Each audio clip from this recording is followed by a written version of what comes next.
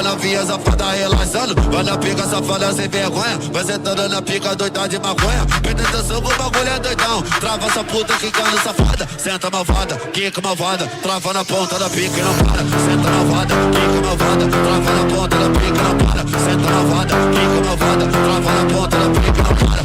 Ai, senta no meu palhaço. Vai senta no palhação. Vai, senta no meu palhaço. Vai senta no palhação. Naquele pique, só couro brabo. Me chamam de proibido porque eu vicio rápido. Combinação perfeita, sexo, cerveja e maconha. A novinha viciou, tá tudo curtindo a onda. Naquele pique, só couro brabo. Me chamam de proibido porque eu vicio rápido. Combinação perfeita, sexo, cerveja e maconha. A novinha viciou, tá tudo curtindo a onda. Só socadinha, você tá dando vinha. Só socadinha, você tá dando. Só socadinha, você tá dando vinha. Só socadinha, você tá dando. Só socadinha, você tá dando vinha. Só socadinha, você tá dando. Esse é o DJ Holanda, tá lançando a nova moda. É o DJ Holanda, imã de piranha.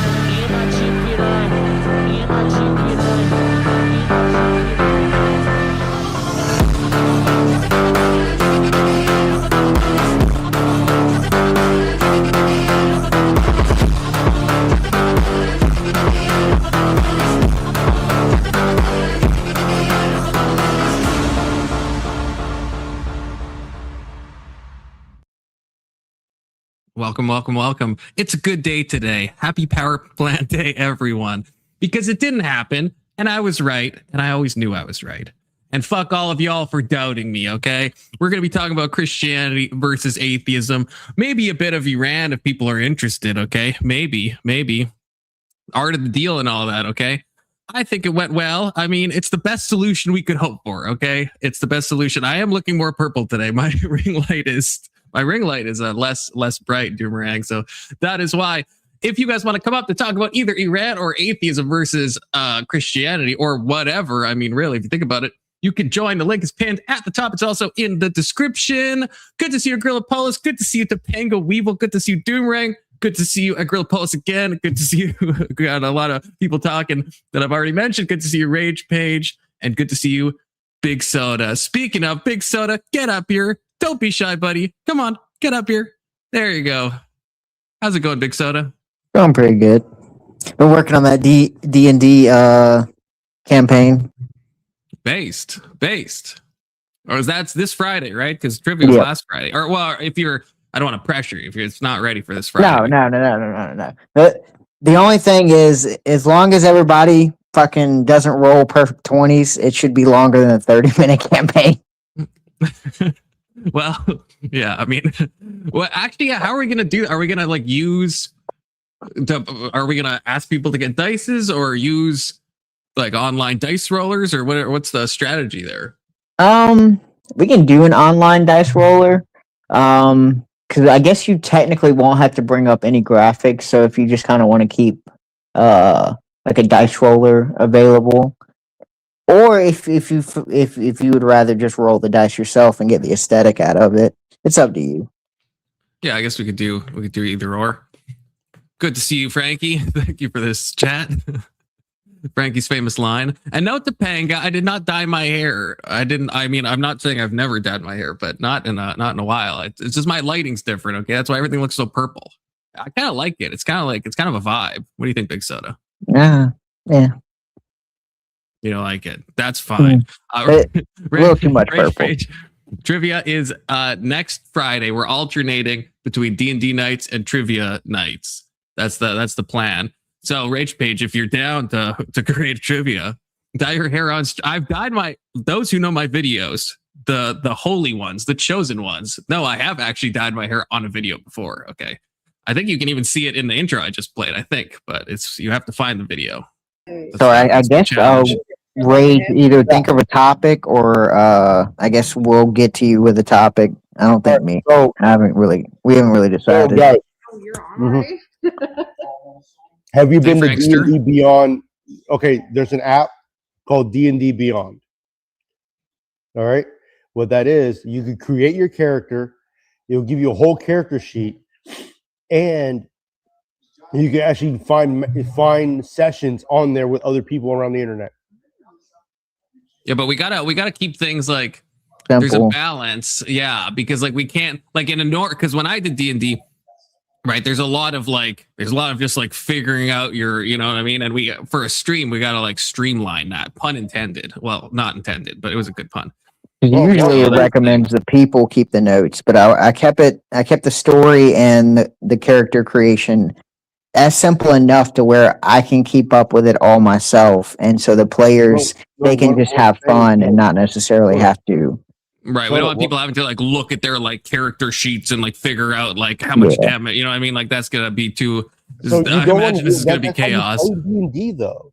Yeah, but this is probably gonna be like a more stream friendly kind of thing. Well, you got to think. I mean, if it's going to be harder to pull in, 4, 5, 6 people who are proficient enough in D&D to be able to keep it going. But if we pull in 8 people who, they kind of like it, but it can get a little intense for them. Then if we simplify it, then it creates, an interesting. Well, like also just to announce, I forgot that I should be plugging this. There is D&D on Frankie. I just want to announce this to so I don't forget. Yeah, we will be playing D&D this Friday and every second Friday after that. Anyone can sign up. Doomerang, if you like D&D. I don't know if you do, but we want people that are willing to have some fun. Hopefully, be relatively consistent with the days they can join. But if not, that's fine too. And in Minecraft. So I have a friend that I try to convince him to be DM because he actually does decent at DM. But if he can't do it, I'll just DM again. No, Big Soda's the DM. I've built the whole campaign. I've probably got, going off how it went last time, I probably have at least 3 hours of story so far. If it goes perfect, that 3 hours can turn into 30 minutes real quick. That depends on dice roll, though. I'm sure that's what I'm saying. That's what I'm saying. It's all going to depend on dice roll. So then I should bring up my new character because I actually built a character yesterday. Yeah, that'll work. Yeah, I don't know how. Yeah, I'm not sure how we're doing this. His name is Gavi. Like, are we building our own things, Big Soda? What's the plan? So I sent you the list of rules. I'm going to ask for wait, so we're not using like 5th edition or 6th edition or anything. I'm going to try and simplify it and take the things I like from each edition, and as long as it's simple and easy enough to grasp for a first timer, I'll probably include it. Because it seemed like Alex, he's not a big D&D guy, but he seemed interested once it started going, and that's kind of the vibe that I want. I want people to just enjoy the story, enjoy the funniness, enjoy the coolness of going through a campaign without having to fucking keep a notebook with them 24/7 on every action they do. And as a DM, I'm gonna kind of explain things. I've got the rules set up that'll kind of give you a general understanding. You'll make your race, you'll make your class, your rate. I will explain that certain races and certain classes, each person will be allowed one advantage. So it's kind of like, for an example, if you're an elf, you get dark vision, which means you can see in dark light. And then so that'll be your one race and class proficiency. And so throughout the campaign, I'll constantly remind you, hey, your character can see in the dark if you want to take advantage of it. Are we doing weight limits? Or are we doing no, there'll be no weight limits. Goal limit? No goal limit. What about going up in levels? Is it milestone or XPs? Probably in this first campaign, there will be no level ups. The first campaign's going to be kind of a series of what the fucks. So it's going to be mostly story driven, and then once we finish off this campaign, which is going to be short, kind of as an introduction, so we can get everyone familiar with the idea. Once we continue the second campaign of once we leave the place that we're at currently, then we'll do a level up, and I'll kind of explain the level up system to some of the new people. Are we going to get Emmett involved in this or no? Emmy, if he wants to. Whoever wants, but I would say Doomer. I would say probably G, so everyone can like invite their kids to watch. You know, participate. Yeah. But yeah, like totally, it's gonna be totally family friendly. I'm sure. At worst, I'd say PG because there is violence, obviously. Mm-hmm. Comic mischief, if you will. But the panelists are rated MA because I can't promise you that fucking panelists won't go off the wall. Which we will. But the story itself, yeah, there's nothing crazy in it. I've got a mixture of a bunch of different things added, and there's going to be some mystery to it, so I think it'll keep everybody going. Oh, okay. And I like the idea. I mean, obviously, this is Big Soda's thing, but I like the idea of what he's saying about the narrative driven thing. Because I just feel like we can't get too probably bogged down into the stats, into this and that. Like, you know, I'm just thinking of it being on stream and stuff. So I think it's got to be. I'm with Frankie asking all these autistic questions about, you know. I mean, like, what grimoire? Are we going to do grimoire? Are we going to do some grimoire, or are we going to do some grimdark? Are we going to do, you know, like what town are we going to be in? Soda, like, you know, go from there. Okay. No spoilers. Yeah, no spoilers. But the first campaign will not. The first campaign is going to be so kind of chaotic in a sense. There'll be no visiting any towns in the first campaign. Okay, let me ask you this. Okay, and then I'm gonna ask this question. Then I'm gonna stop. Is it going to be set in Sword and Sorcery or our time or what? It's a. Let's see the best way to put this. It's not going to be in our time. It's going to be more of the sorcery style, but there's going to be elements of modern times that play into it, and you'll see what I mean. So kind of like a steampunk or diesel punk kind of thing. Similar.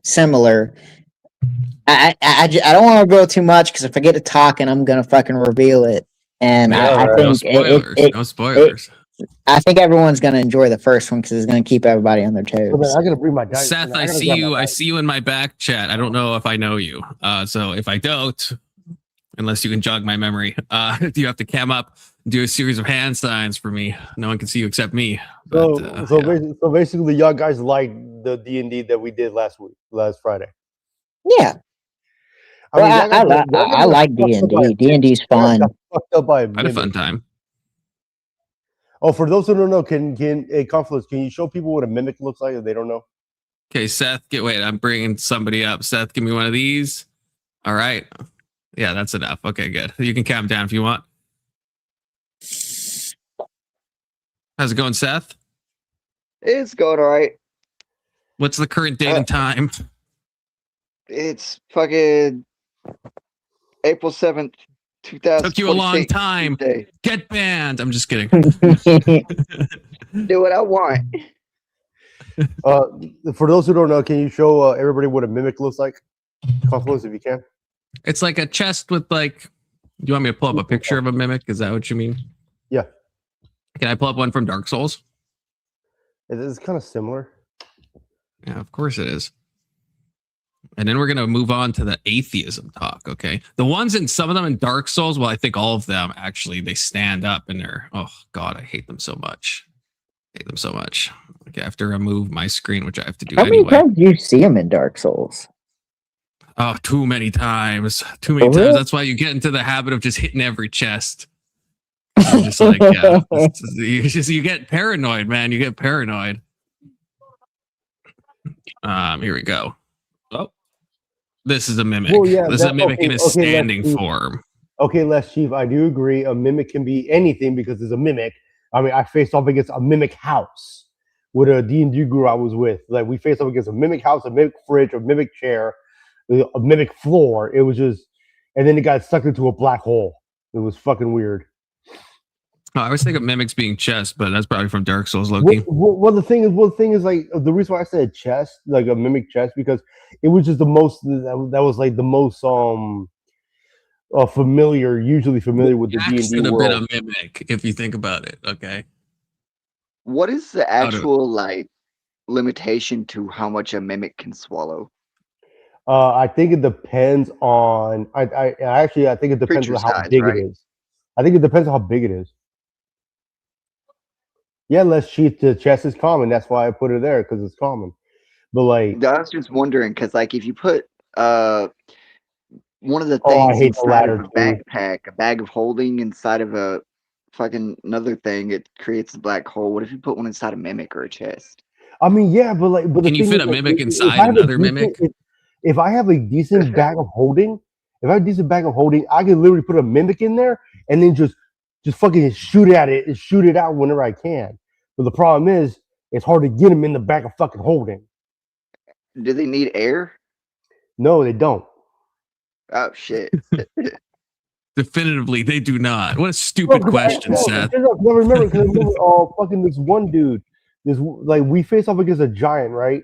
And then in order to get a fucking like really serious gold and like some really good artifacts, we got the giant's dick. We cut his dick off and then we sold it to the highest bidder. That's not very kid friendly, Frank. Well, Yeah, none of that's gonna be on my campaign. None of that. Fine.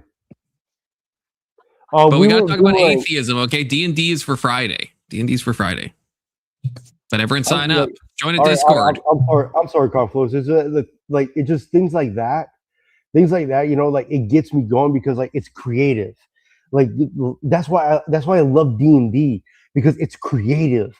You could create like your imagination flows, and that's why I always felt so.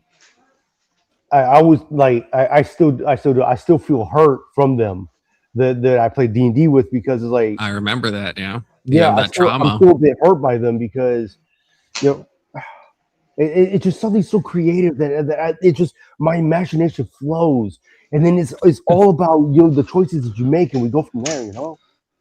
Yeah, Rage Pager, you gonna join? I don't know if we should I should probably make a separate Discord channel from the trivia. Yeah. What are we talking about? How's it going, Kirky boy? We were talking about D&D, but we got to put that on pause, okay? Because we're supposed to be talking about either Iran. I'll allow Iran because it is Power Plant Day after all, or the atheism versus theism that we're about to dive into. I am curious. What is your perspective on Trump's plan in Iran? Because I actually support it, but I'm curious what your perspective is. That's a brazen. Well, I like what happened today, I guess. I mean, but that's because a bunch of untoward things already happened, and this just seems like the best resolution, at least for now, inshallah.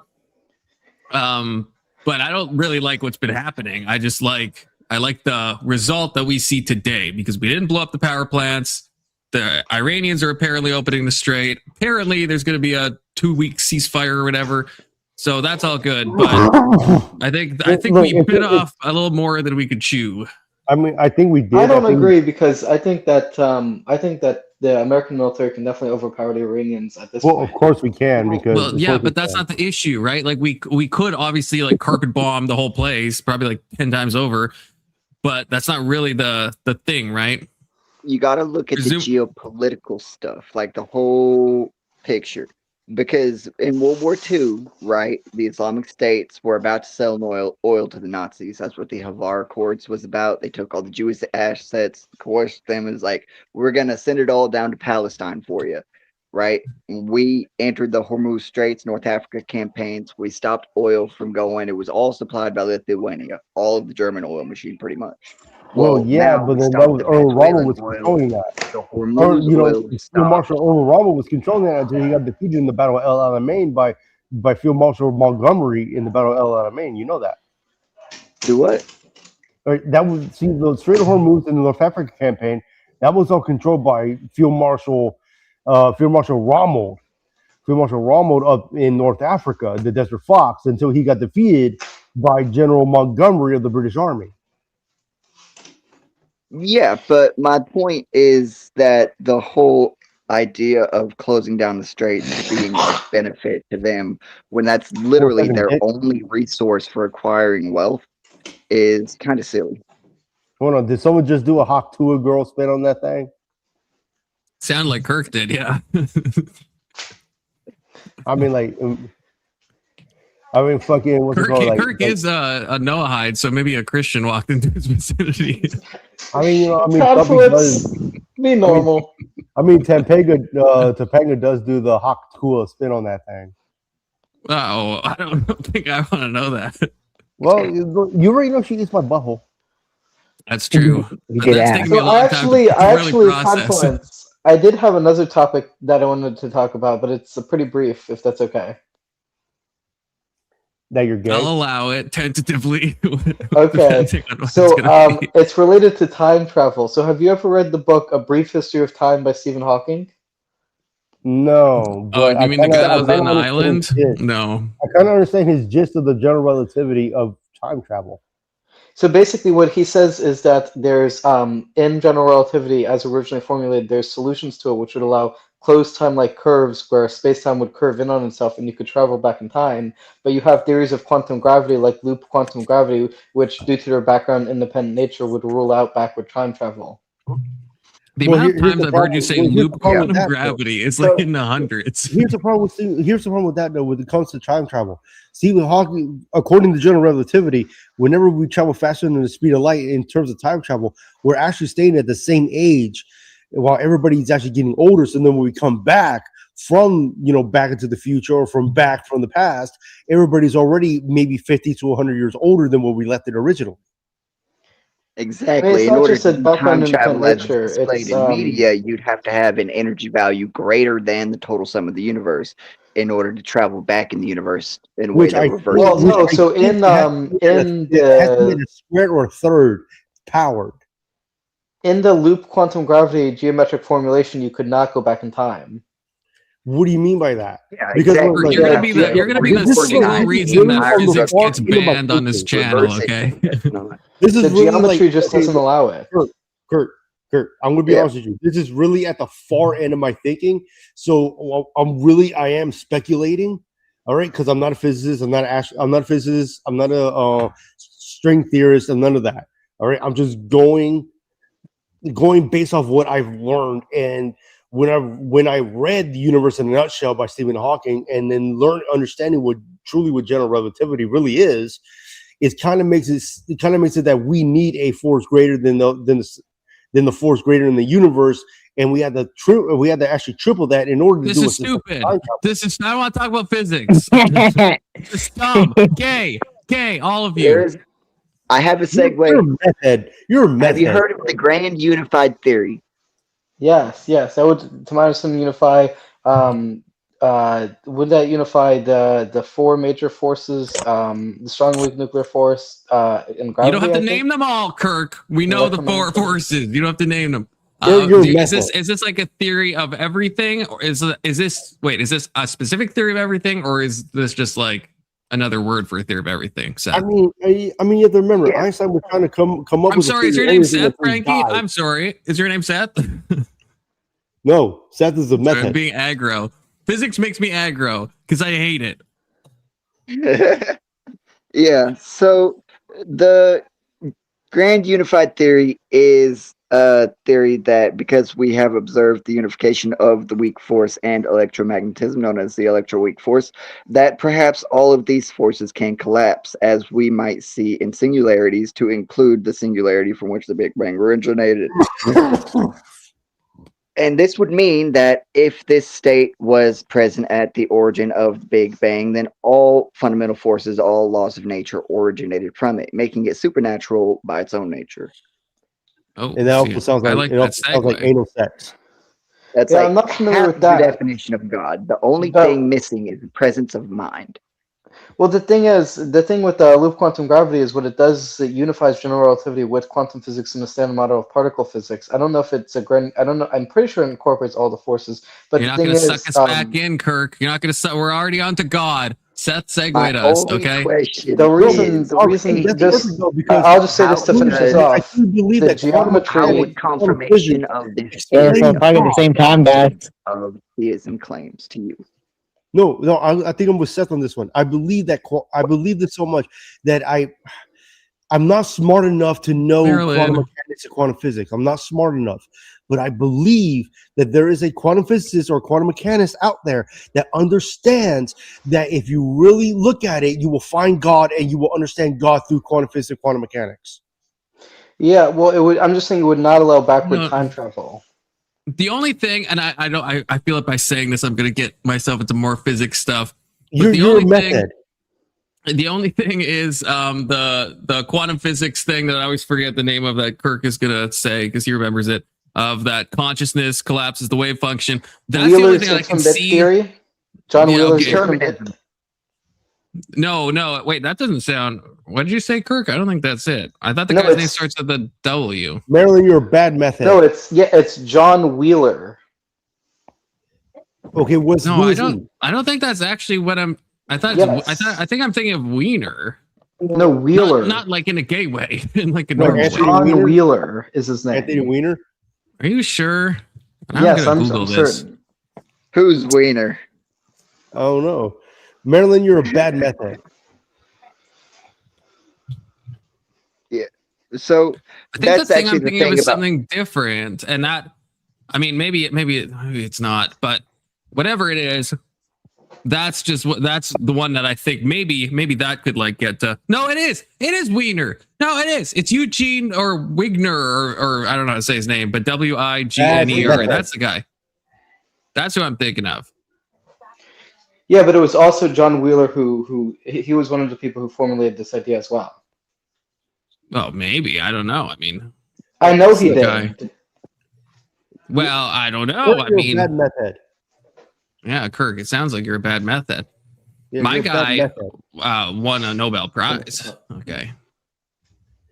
All right, well, They look great. I guess that's what I would say is I think that, and with my terrible knowledge of physics, that's the one I think could maybe point to God. Otherwise, I don't know if physics can, because as Seth pointed out very acutely, I might say that it acutely and astutely pointed out that it's that you can't, you're going to miss the mind function. But if consciousness is what collapses the wave function, then that almost seems to presuppose some like specialness of consciousness, that the brain is, or the mind is not just an emergent property of brain states, and that there is actually like something fundamental to consciousness, which does, in my opinion, point to an eternal mind. all Have right, I read a but, book hey, about it? No, but I've read some Wikipedia's articles about it. Okay, Keelan, Keelan All is right, but just hey, which is Confluence. just as good. Hold on, Confluence. Do you remember when you and I were talking at one point about fucking fucktard fuckface Richard Dawkins, and how him and Ben Stiller were having a conversation, and then Richard Dawkins, Ben Stiller, really like the Zoolander guy. No, the Ben Stein. Yeah, Ben Stein. My bad. Damn, I'm disappointed. Wait, is that the guy from Ferris Bueller who goes Bueller? No, I think he had a TV. He had a fucking game show where it was like you try to outsmart him. No, I Don't didn't ever see go this full retard. Paige, or I know you don't like to be called Paige, but you're stuck with Paige. You should join the panel. Richard though, fucking Paige, okay? Dawkins, the God hater himself, Richard fucking Dawkins, the God hater himself. He literally said, if you look at microbiology and microchemistry, that if you look down, you will see a fake signature of a designer. He said that with his own fucking mouth. That fucking actually, that's This the thing. isn't true, Have Les Chief. This is actually wrong. There is a theory of conscious collapsing the wave function, and it's not provable if that's right or if the other ones are right. Like if Everett's interpretation is correct. From my knowledge, it's unknowable, and we can't even fathom an experiment that could prove it. It could be that it's the observer effect that you're introducing energy, or it could be the fact that actually consciousness is what's collapsing this. And this is what Wiener says, or Wigner, or whatever his name is. Wiener. And he won a Nobel Prize, Let's Chief. So freaking blow me, okay? Not in a gay way. And yeah, I want some evidence for God. And good to see you, Cool Vic. Yeah, are you talking about Winbank Stein's money? Yeah, that's what I was talking about. But like, the only double slit I'm referring to is your mom lets you. I'm sorry, that was untoward. But Good Lord, no, California. this is what physics does to a brother. Hold No, on, not hold on, Marilyn. hold You on, don't hold like on, Terrence no. Howard. Please, you don't. Terrence Yeah, Howard just no. fucking That's right. Terrence That's Howard right. just Nuts. nuts. Fuck So you, there's Alex. a couple of different things Hey, that Alex. I want to mention Fuck you, about Alex. like Up. there's this thing called frame disagreement, right? Marilyn, you're And fucking so tweaking. Physics when is two degen. observers, What? Oh shit, is my son awake? like it's supposed to be when two observers are traveling with a difference in acceleration, they're experiencing a difference to the passage of the flow of time relative to whatever event they're observing, right? Like, let's say you got Schrodinger's cat, and you and another person both have a watch, and you're both like traveling at it at relative velocities, right? You'll measure the difference in time as you're both watching the top be pulled off the box to reveal if the cat is dead or not. But no matter how fast both of you are going, whatever that frame disagreement, no matter how big it is, the outcome will be the same between the two observers. The cat's either alive or dead between the two of them, no matter what. No, the cat's in the in-between world, dude. Before you open the box. But when you open the box, all observers, regardless of the frame disagreement created by the differences in acceleration, result in the same outcome. All right, so yeah, I understand. But wasn't that, the thing? Wasn't the whole thing about Schrodinger's cat that it was brought up as like cat has nothing compared to do against? with the Neverland cat. Has nothing compared to do with the fucking Alice in Wonderland cat, because the Alice in Wonderland cat was right in the fact of saying that we're all mad here, and the fact of the saying. Hold on, let me pull up the quote. Just the Cheshire Cat. Let me pull up the quote real quick because it's actually fucking true. I was gonna tie it into the closed time-like curve stuff why we don't see that, because like the outcome is the same no matter what between the time frame reference for the observer. The Schrodinger cat falls in this. Understand Sleepy Man bad. Falls in this instance when it comes to the Alice in Wonderland cat, the Cheshire Cat, is that I'm not crazy. We're just all in a different reality. So my reality is that too much physics. We're done with the physics. Too much. Okay, too much. Not to cut you off, Frankie, but no, it's fine, dude. But that's the problem with the. You better not say that's fine, but then you better not go back and talk about physics. Okay, no, this is dwelling. This is cat. dwelling. Oh, speaking of physics, I want to ask why Sleepy Man Bad thinks the Christian physics. God is impossible. No, Alex. No, I'm gonna get the fucking spray bottle for all you guys. No, do it. Go get it. We'll talk about physics while you go get it. No physics. You know, I've made up my mind. While you're going to get the spray bottle, we can talk about it, right? No, I hate talking about physics. It's so boring. Okay, let's go. Let's dive into the. Let's respect Confluence's boundary. We don't have to talk about physics for now, unless Confluence allows it. But the Christian God is impossible. The argument I would provide is, how can 3 be 1? This is classic Aristotelian logic. Or that's why Aristotle was fucked. God is transrational, not in like a trans way, in like a normal way. Christ himself made it plain and simple. Christ himself made it plain and simple when it said 3v1. All right, God, God the Father, the Son, and the Holy Spirit. It made it very easy. God is the mind, Christ is the body, and the Holy Spirit is the heart.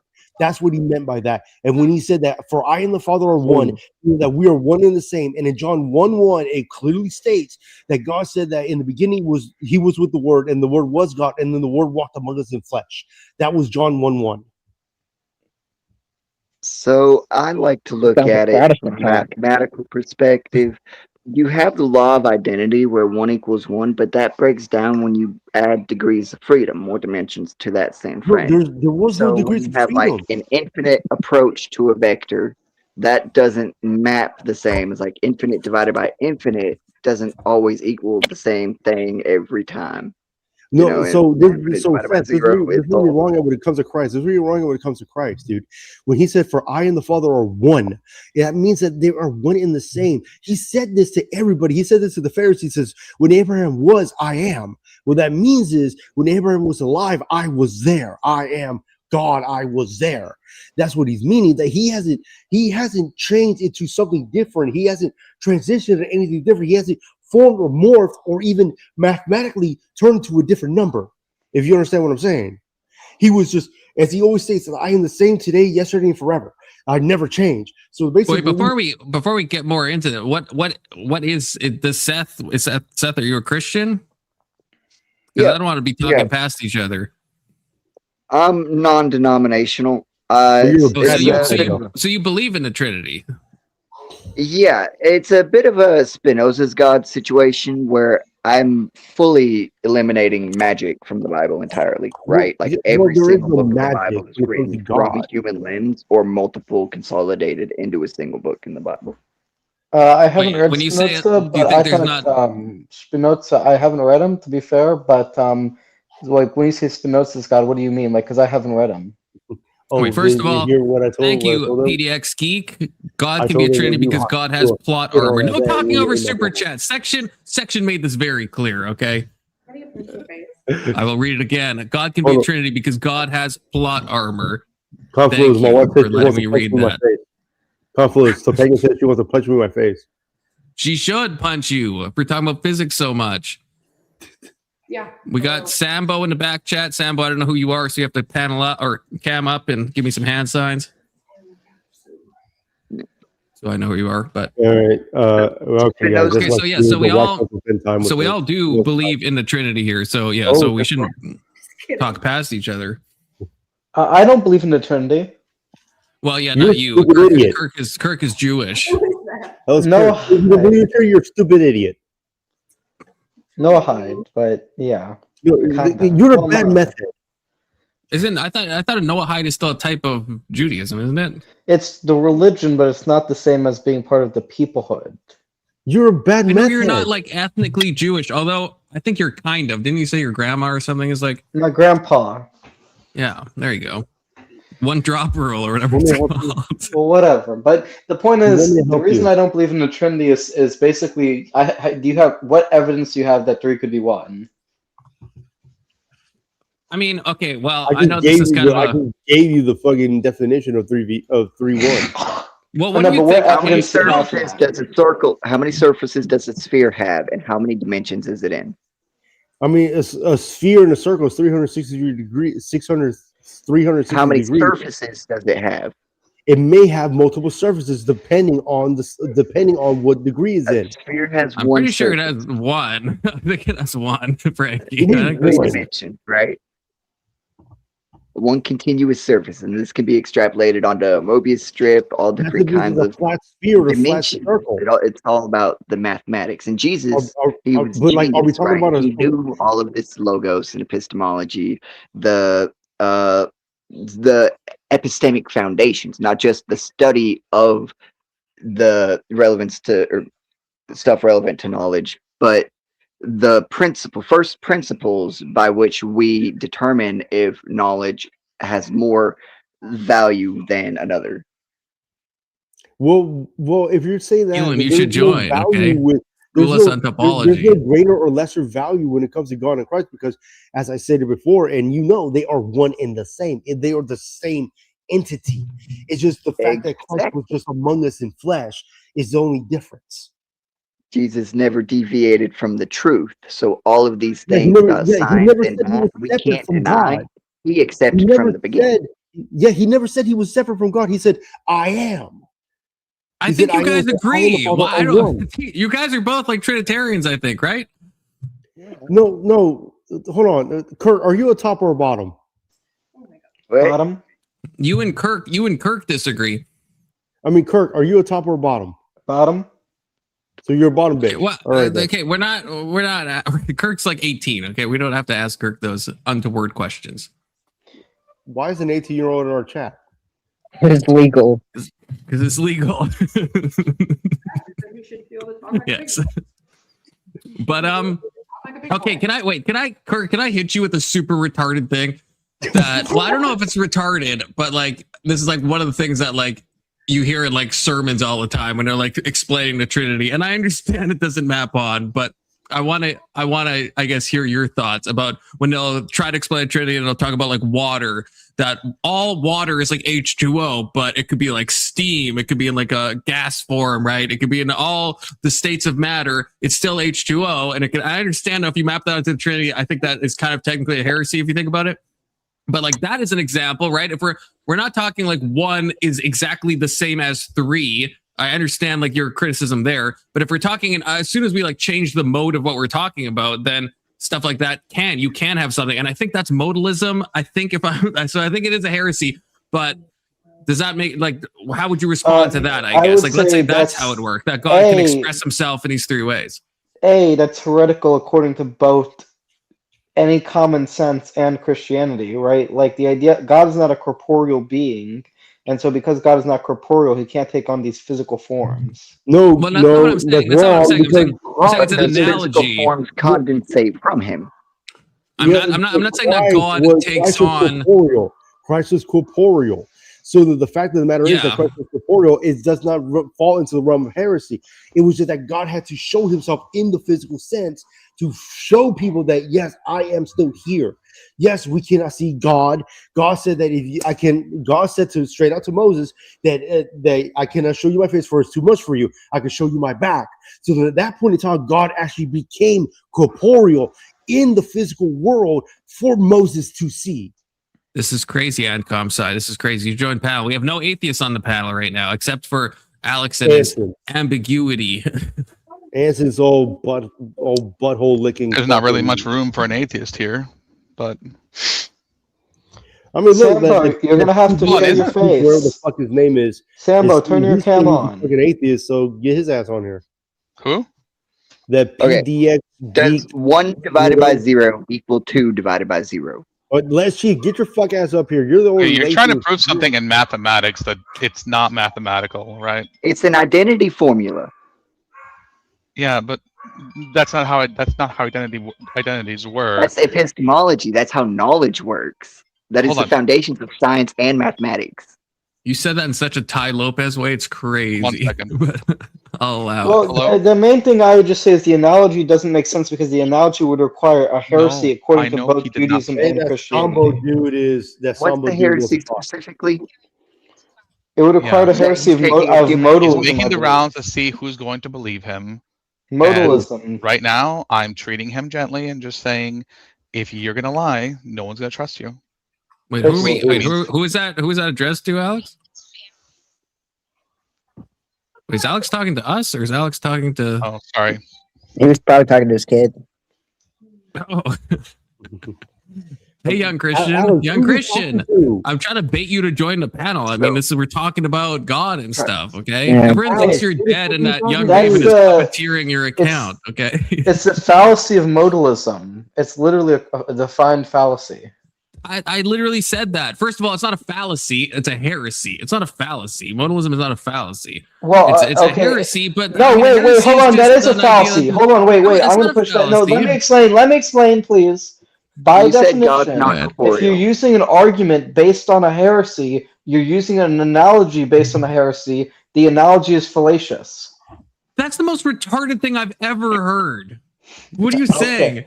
Heresies are defined by like a church council coming together and being like, we don't like this interpretation. We're going to call that heresy. You can't then extend that into the logic unless you're like, I guess maybe if you're like Orthodox or Catholic and you're like, God is logic and he works through the church. And so if a church defines something as a heresy to go against it, if you think about it, then that's illogical, which is still a stretch, but like maybe you could try that.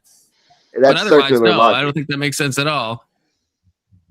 Yeah, because like it's like you'd have to show that modalism is somehow like logically incoherent, and I don't think it is. I think it just doesn't match up with biblical texts and stuff, and it gets the God's create like it's immutable, right? Like these are facts about creation. If you disagree with them, you're going to be arguing with God. Oh, and the church does that along all institutions. Here's another instance where God became corporeal in our world was with Jacob. God and Jacob did lock hands, and in the book, in the book of Genesis, where he had a wrestling match. Yeah, he busted his hip. Everybody thought it was an angel. Everybody thought it was an angel. Because he was old. Yeah, everybody thought it was an angel, but then an old friendly friend of ours says, no, An angel can't bless you. So it was God himself who did it. So that was the first and second time that God himself became corporeal was through Jacob and through Moses, and then through the Lord Jesus Christ. I think it happened more times than that. I think I was talking with Patrick. I was talking with Patrick about these Christophanies, right? That happened in the Old Testament. PDX, yeah, give me one of these, brother. So I know you're a real human. One of these. It's got to be one of these. It's got to be specific. It can't be a wave. Okay. Wait, everyone flips me off all the time. How's it going? Good. How are you doing? Not like pretty good. Some man came down from Holy heaven. Jesus! We have an older Ben Thorpe. Yeah, it's true. I'm old. I'm old as balls. It does kind of look like Ben Thorpe in a way. I don't know if you know what that is. Jesus. Simple expression I have for that. Here's my first question for you believers, if you're up for it. Wait, are you an atheist or what? Oh yeah, definitely. Yeah, based on your chat, I assume so. But okay, good. We got an atheist. We got one, guys. Everyone attacking So I'm curious. Curious. What's your perspective on the fine-tuning argument for God? Wait, let him say his thing first. Let him say his thing first. I want to know what his initial I don't like to get into all the physics like Phil Bro stuff, but anyway,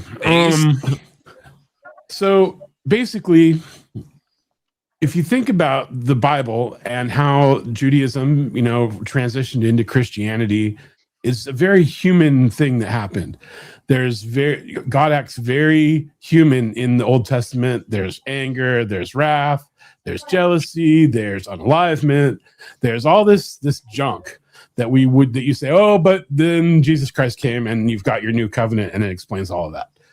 But what it doesn't explain is that why would God, an all-powerful being that's able to create this entire universe that we now know has 2 trillion galaxies or more, each having 100 to 150 billion stars, this God doesn't reveal themselves to more than one prophet around the world, just this one group, not the Africans, not the Mayans, not the Aztecs, not the Chinese, not the Japanese? Why is it that it has to start in one place and then go everywhere? Why can't God reveal himself to a prophet in multiple locations at once? It seems pretty. I mean, that's obviously a very good question. I think could I answer that? The scandal of particularity. Could I give a shot at that? Sure, go ahead, Frankie. Okay, so I'm just going to go with what I know. So whether you accept it or not, that's on you.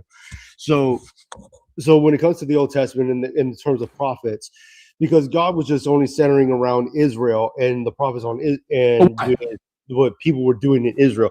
So then when it came to the prophets, Elijah, such as Samuel, Nathan, etc., that was all because it's a metaphor. And if you're reading it, it's also a metaphor and a kind of like a mirror of what society is. So that if the society is going to fall into the brink, God sends a prophet to bring humanity back from the brink. Now it's absolutely a mirror to what society is, because society, it was humans that wrote it. Well, no, I would say what I say about the Bible is that the Bible is the biggest ghost written book ever. Okay, it's not ghost written. Like I'll give you for example. I don't know if you guys ever heard of like Dave Bautista from WWE.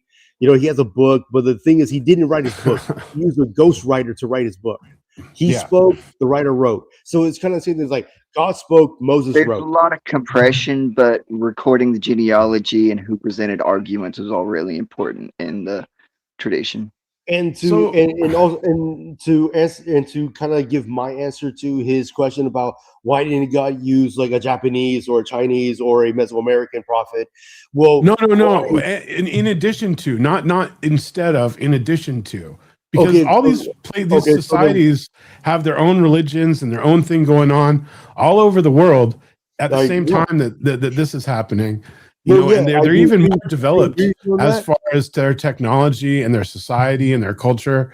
They've gone past, if it's like God's choosing which person to talk to based upon how much they've developed as a society. Well, these other societies, some of them had surpassed the Israelites in terms of their culture and I mean, and look, I whatnot. will So- agree that yes, the Aztecs and the Mayans did surpass the Israelites because of and the mathematics Chinese and the Japanese. and etc. But what I'm Yeah. saying is this. But what I'm saying is God specifically chose the Israelites because He made the covenant with Abraham. That was the But start. then, no, of it. you're saying that he did because he did. That's all you're saying. Yeah, he did because he wanted to. Like, the fuck you want me to? What fuck else you want me to say? I can't go in his brain and says, "Hey man, why did you really do this?" But my statement is it reveals itself like that because humans made it up. That's the reason why. That's one of the ways that we know that humans made this up is because it was revealed in a human way. Where they rationalized it, dude. It's not that they made it up, it's how they rationalized it, dude. Because it also to go with your other claim of saying that, well, the Japanese or the Mesoamericans said, well, remember Christ and the four apostles, the ones who evangelized, and they went and spread the gospel. They spread the good news. That was much later. Seth, go ahead. Okay, so I approach this by looking at the epistemic foundations, like the whole order of truth thing. We look at the origin as, the truth, right? And then everything that emerges from that, the breakdown of the GUT and the four fundamental forces, that's a deviation from truth. Go back. Off You said start out. You look at the origin as the truth. Can you explain that? Yeah. So this is a feature of reality, which is self-consistent, and everything external winds up validating it, and it requires minimal assumptions in order to operate. Right? That is the existence before observation. Okay, so what origin is the origin that you're referring to? You have to kind of. I don't know all of your inside baseball. You gotta explain this to me. The origin of the universe, right? When the Big Bang Theory, we reverse the math on all of the expansion. It converges onto a single point, space and time. We know the mass energy. A hot dense state. We don't know if it's a single point. Well, the math shows, even though the physics, it gets kind of wonky because we know stuff's running into each other and then light can't move. But if we just continue the math through that single minimal assumption that started it. I would say we have theories about it, but I would say those are not, those are very up in the air, like in terms of like the particulars of what the universe was like in that hot dense state. Yeah, but my point is just like the emergence of the fundamental forces from that. They're mirroring this symmetry we see in the Bible, or it's symmetrical with parallels what we see in the Bible. I don't understand this jump. How do you make this jump? You have to like spell it out for me, like I'm dumb. In the beginning, there's this higher order truth, this state from which all natural law emerges, and when natural law emerges, that is through sin. Then sin, that is deviation from God. Where are you getting all this from? Are you just telling? You're just the saying Bible stuff. starts with sin, right? That is the basis, right? In the beginning, and then there's God, and then there's sin. It takes Are you saying Genesis is true? Like 8 to 10 days before a third of the people in the world are murderers, right? And that's the basis of.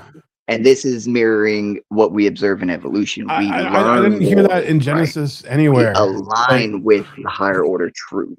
PDX is having like a million disagreements in like everything you say. Like I don't even know where you're getting all this. This isn't in Genesis. This isn't in any scientific book. You're just basically saying random stuff and without any basis. If you refer to Genesis, say it. There's Adam what and part of Genesis Eve, that you're talking about. 2 kids. And then Cain kills Abel. There's 3 people in the world. One of them's a murderer. Yeah. We start off in sin. Noah's Ark. The entire world was sinful except for a handful of people.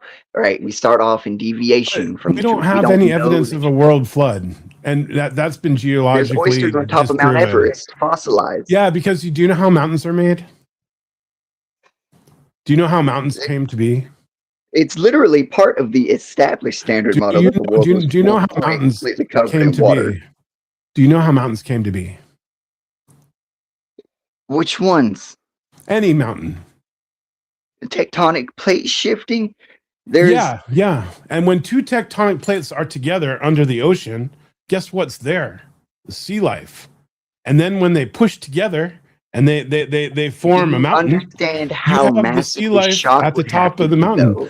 That's what tectonic plates over millions of years do. They push together and it comes out of the ocean, it rises up, and it becomes a mountain. Yeah, but it's and you not have your going to sea life swallow there. up and But isn't that a fast theory vaporize too? anything without Isn't some. that a theory we have of how mountains are made? It's not a factual claim. There's scientific just theories like- and there's colloquial theories, and they're vastly different things, right? So scientific Explain, theories elaborate. are theories that you can make predictions based off of. Like you can take a scientific theory and you can say, well, I would expect to find this kind of fossil at this location in the rock if this is what happened. And then somebody goes and does a study and they find that fossil there, and it kind of is a little piece of evidence that, shows that their model of what was happening was true. A global flood, So he's using his evidence to show a different so point. if there wasn't the fossil, we could easily I just say, explained to you how you saw. Seth, are you a young Earth creationist? Like, are you like 6,000 years? No, not 6,000 years, but I did recently delve into some stuff that's like the moon doesn't show signs of having the age which it's predicted to have those signs of at 4.5 billion years of stopping stuff from hitting the Earth. That sounds like you're saying I'm not a young Earth creationist, but here's some little fun, like not 6,000 years, but somewhere young? between Like how 6,000 and 4.5 billion years that the moon was made. I'm sure the Earth was like maybe, but I do have, there's major arguments and discrepancies because like the Chicxulub crater impact, we should see dust from that on the moon. There's absolutely no. There's odd things. It's like if you're right about a formation theory. For every one of these criticisms, there is answers out there, right? Like there is like for every one point, it's like there is like explanations, and we don't know everything, but there is answers to all these. Like, hey guys, this is the problem with like the answers to Genesis people and all that stuff, where it's like there's every criticism, there's always going to be something that will kind of nip in the bud, you know. Hey guys, I'm at the argument. Some things just on hey, arbitrary thing. One last thing. Like you're saying it's scientifically proven there was never a global flood, but that's not actually true. Genetically, we were not reduced to three people. Wait, Frankie has to go, so he's going to say his final thoughts. It's probably going to be some gay shit, but go ahead, Frankie. So this thing, PDX Geek, you're talking about tectonic plates, talking about the ocean and all that stuff. That to me is the blueprint, and we all marvel at the blueprint. We all marvel at the blueprint of the universe. Like looking up into the sky, we see the stars, we see the planets. That to me is amazing. Yeah. All right. And I think you agree with that too. Yeah, I do. But to me, I look at the art, like there has to be an architect to the blueprint. The architect created the blueprint. And to me, that is God, that the grand architect of the universe, what he created is beautiful. And to me, creation is still a continuous process. But that's a far cry from the Christian God. I don't see that. Like a creator is a far cry from the Christian God. See, you and I have to get back. We might have to do this later because I gotta go because my son is not feeling well, so I gotta go, dude. So I'm an agnostic atheist. I don't claim to know the answer to where this all came from, but I'm pretty sure that Christianity is wrong. Like I would say, Well, you and I would discuss this at a different time, dude. So we'll see. I'll see you later. The church and denominations, I would say for sure, there's a lot of stuff. There shouldn't be any magic whatsoever. That doesn't make sense. Why would God do stuff that doesn't make sense? That's crazy. So no resurrection. We can't take Christianity without the miracles, Seth. If you think about it. Yeah. And also, what's with all the dual prophecies? This is another very human thing. Like they took all of these like things from the Old Testament and they took them out of context and they called it dual prophecies in such a way that like anybody could like fulfill them. And do you have an example? Well, like, okay, well, I have an example Christ. actually. Like, I mean, Isaiah every single one of 53 them, would to be honest. one. Oh, Right, okay. Isaiah So, oh, well, 53, everyone, like the suffering servant in Isaiah 53, Is the Israel. Jewish people at the time, right? They thought it was Yeah. Israel, and then right in the New Testament, we see that as Christ. And now when we read it, Yeah. it's clearly Christ, but PDX would probably say that's a human thing. But is that a bad thing? I guess is what I'm saying. Like, I don't know. To me, like your view of what you're saying, PDX. Like, I understand if you're like talking, like. I mean, correct me if I'm wrong, or just respond to me because you're going to think I'm wrong, which is fine. But like, so what you're saying, I think, is like hits against like fundamentalist Christianity. But I don't know, like, do you think it affects like just like a non-fundamentalist form? I guess because like I have no problem seeing that dual prophecy. Yeah, we're kind of pulling things. God works through humans. God works through history. So like you said, the Old Testament God is capricious. He's kind of he's very human, but I think God interacts with us where we are. So a Bronze Age civilization, you're going to have a Bronze Age God. To me, that speaks to like God acting temporally in time. I understand from the atheist point of view, the other hypothesis is that they just made it all up. But to me, it's what I would expect. Like I don't, when atheists will, and you're not saying this, but atheists will be like, well, why isn't there a passage in the Bible that like teaches us about like quantum gravity or something that we could really prove I'm but I don't think it like is like why isn't there a passage in the Bible that gives women equality to men? Well, wait. I know this. Jesus' The entire Bible life. provides the moral blueprint for gender equality, which is that we're created in the image of God, so we have inherent dignity. Yeah, like I guess I would want to ask, do you mean like ontologically equal or like functionally equal? Because I think there is many passages that talk about ontologically equal. No, I mean functionally equal. Why are women subservient? They can be sold by their fathers. You know, if there's like spots on the bed, we know what happens if the husband complains, or if there's no spots on the bed rather, and the husband complains, we know what happens there. There's like who's the head of the household. The head of the household reports to Jesus, but you know the woman reports to him. You know, just women are not given agency. Women are just not given agency. Well, So sure, in but the you're kind majority of of these smuggling cases- you're kind of smuggling in that like the head of the household being the man is like inherently a bad thing that we should like move away from. But like, I guess what's the justification for thinking that Judaism would be actually such a doesn't terrible have that thing? problem because the whole head of the household thing is a Christian thing. So Judaism actually wouldn't have that problem. Huh? Yeah, but I was going to have to refer to Judaism too to talk about how every time it implements something that looks like it's being unfair to women, again, we started off in deviation from sin. They didn't have a choice. Without God, there wouldn't be limitations to the oppressions that could be levied on them. And are you with saying that God, God you start had- seeing things where rapists get the death penalty. But that was in a very select few cases, not every case.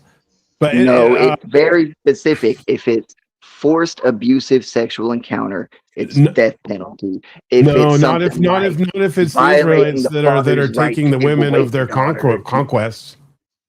Right? The Israelites can where take they the were women of being their conquest by another nation, and the deal was to either kill all the men and let the women and the children starve, or rape the women. You know, so it's like God gave permission to the Israelites to rape the women. Yeah, you're taking this entirely out of context and trying to frame it into who you are. Am I taking it out of context, confluence, or did God give permission for Israelites to rape women? You and me. I don't know if I would say God gave them permission. Yes, buddy. But yeah, I think it's at least rape adjacent. That if you're like going into a warring tribe and taking their.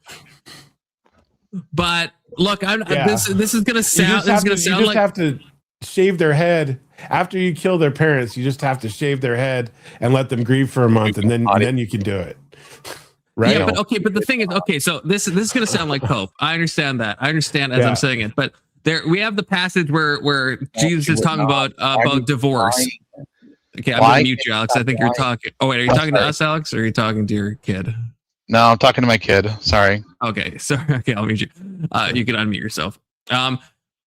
Oh yeah. So when Jesus was talking about divorce, right? He said, because the hardness of your hearts, Moses allowed for divorce, right? But if you look at the Old Testament, there's no indication that that's what happened. Like it just seems it's a commandment like anything else is. So if we are following a Christian narrative, then we know at least some things in the Old Testament were not like a direct thing. And this ties into, I guess, what I was saying about a Bronze Age civilization having Bronze Age rules. This is, I understand this sounds like cope, but this is what I would say about like the slavery stuff, the grape stuff, all the untoward things. It's just like, I would say this isn't what it was like meant to be. This is God is interacting with the people that have, because we can't deny this. Like, even if you're a fundamentalist, I don't know how you would deny this, that there is an evolving morality from like the Torah into like the prophets, there's not into an objective morality. There's an evolving morality. No, morality is objective, but I'm saying in the way the Bible treats things, it is obviously evolving. I think it's undeniable. Like, we go to the New Testament, obviously we're like, yeah, don't stone that bitch who was like committing adultery, right? It's like we have Jesus going above and beyond, and then so I feel like there is, even from a secular humanist point of view, you have, even if you like map that onto the Bible, I think everyone would agree that like in the Torah, it's probably like the most brutalized. And when you get to like the Babylonian period, it gets better and it gets better and better. And then we get to because it's human, even better. Because it's human. This all follows into my hypothesis that this is just a bunch of shit written by people. Right, but I guess why do you not think God can interact with those people where they are? Like, why? Human. Good to see you, Christian. What's up? Yeah, nobody else proved it, that we are all equal, but Jesus lived it. He demonstrated it. He never deviated from the truth. I don't even know what you're saying. We can align with the truth whenever we feel like, but Jesus was the only one to never deviate from it. Or Buddha. Well, no, he deviated a little bit. Like, he left his wife and child to go pursue the enlightenment, and then there's a whole bunch of stuff along the journey. Oh yeah, I mean, like I'm not as much of a Bible person as all of you guys. So like, you have me at a disadvantage of knowing everything that's in there. Right where we want you, PDX. PDX. I don't actually believe the Bible to be true. I think it's a work of fiction, to be clear. And I know like a little bit about it. Terrible. There is, and like any historical fiction, they have things that are true in it. But that doesn't mean everything is true in it. But there's one truth that really matters. Who here thinks the Bible is all true, and who thinks it's somewhat true? Yeah. Like, do people think? I think it's all true if you interpret it in the correct way. Yeah, I guess what do you mean by true? Like, all the Gospels are true. It's all honest. When properly interpreted. So Jesus has a lineage to David that's 14 people long and not 18 people long, like it says elsewhere. I'm not a literalist. I think in the genealogies they're trying to tell different stories, obviously. And actually, that's true. So, they wouldn't have been confused about that. Well, that one, that's a worse contradiction you could actually point to. There's other ones that you really have to do mental gymnastics for. But that one is like, I think it's obvious. Matthew was obsessed with like multiples of 7. It's through the whole gospel, right? He's obviously trying to paint a narrative of like the important people that he thinks is going to be in Jesus' lineage. I think that's kind of. Well, just to clarify, PJ Geek, I'm a Noahide, so you would not use the New Testament arguments against me because I don't believe in the New Testament. Okay. My family's Jewish, and I went to Seder with them just recently, and you said a thing that reminded me of something that hardens the hearts. It was the specific phrase, and what I was thinking about at Seder was, they don't say in our Seders that, they say Pharaoh hardened his heart, which he did in the beginning, but later in Exodus, God hardened Pharaoh's heart. So it's like God decided for Pharaoh, don't let the Israelites go. I want to kill all your kids. I want to send these plagues. So, God kind of decided for Pharaoh, don't let the Israelites go because I want to punish you some more. It struck me as kind of funny.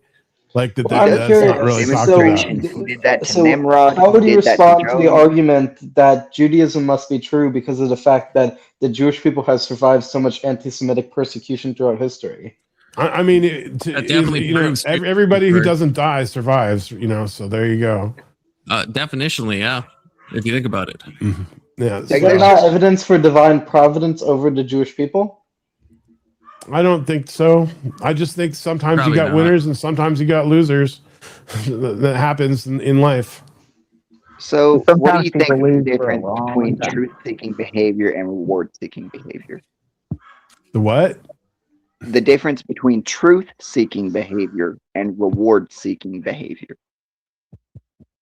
Okay, so do you think you're truth seekers or reward seekers? Because your Bible says that if you believe in Jesus, you're going to get eternal reward, and if you don't believe in Jesus, you're going to get eternal punishment. That seems like a human thing. So if I want people to believe in my religion, I'm going to tell them that they're going to get something intangible when they die, and if they don't do Eternal it, they're going to salvation, get eternal some. peace, but not reward. It's the promise of I salvation. don't know if Like eternal it's peace pretty versus explicitly eternal suffering in suffering the Bible. sounds like a reward to me. So I mean, there's another human thing of the Bible that's sort of contrived. Like it's just basically like believe in us or you'll suffer. Do believe in us and you'll find all your family and be happy forever. That sounds pretty dumb to me as an atheist. Hello, is this better? You can think of it Yeah, as that's a better, short Christian. circuit on the predictive engine of the brain. Like we're trying The to what? think of what the world would be like if we continue our trajectory. Well, no, I'm just talking about like your afterlife. The whole concept of your that is- afterlife. If life is right now, what is next? And that can continue forever. It just seems contrived. You know what I mean? Like it seems like it's something somebody would make up if they wanted people to listen to their religion. How do you respond? I would make up stuff like promising 72 virgins or I don't know. All of it sounds. Yeah, you're not going to get any argument from me. That's all's made up.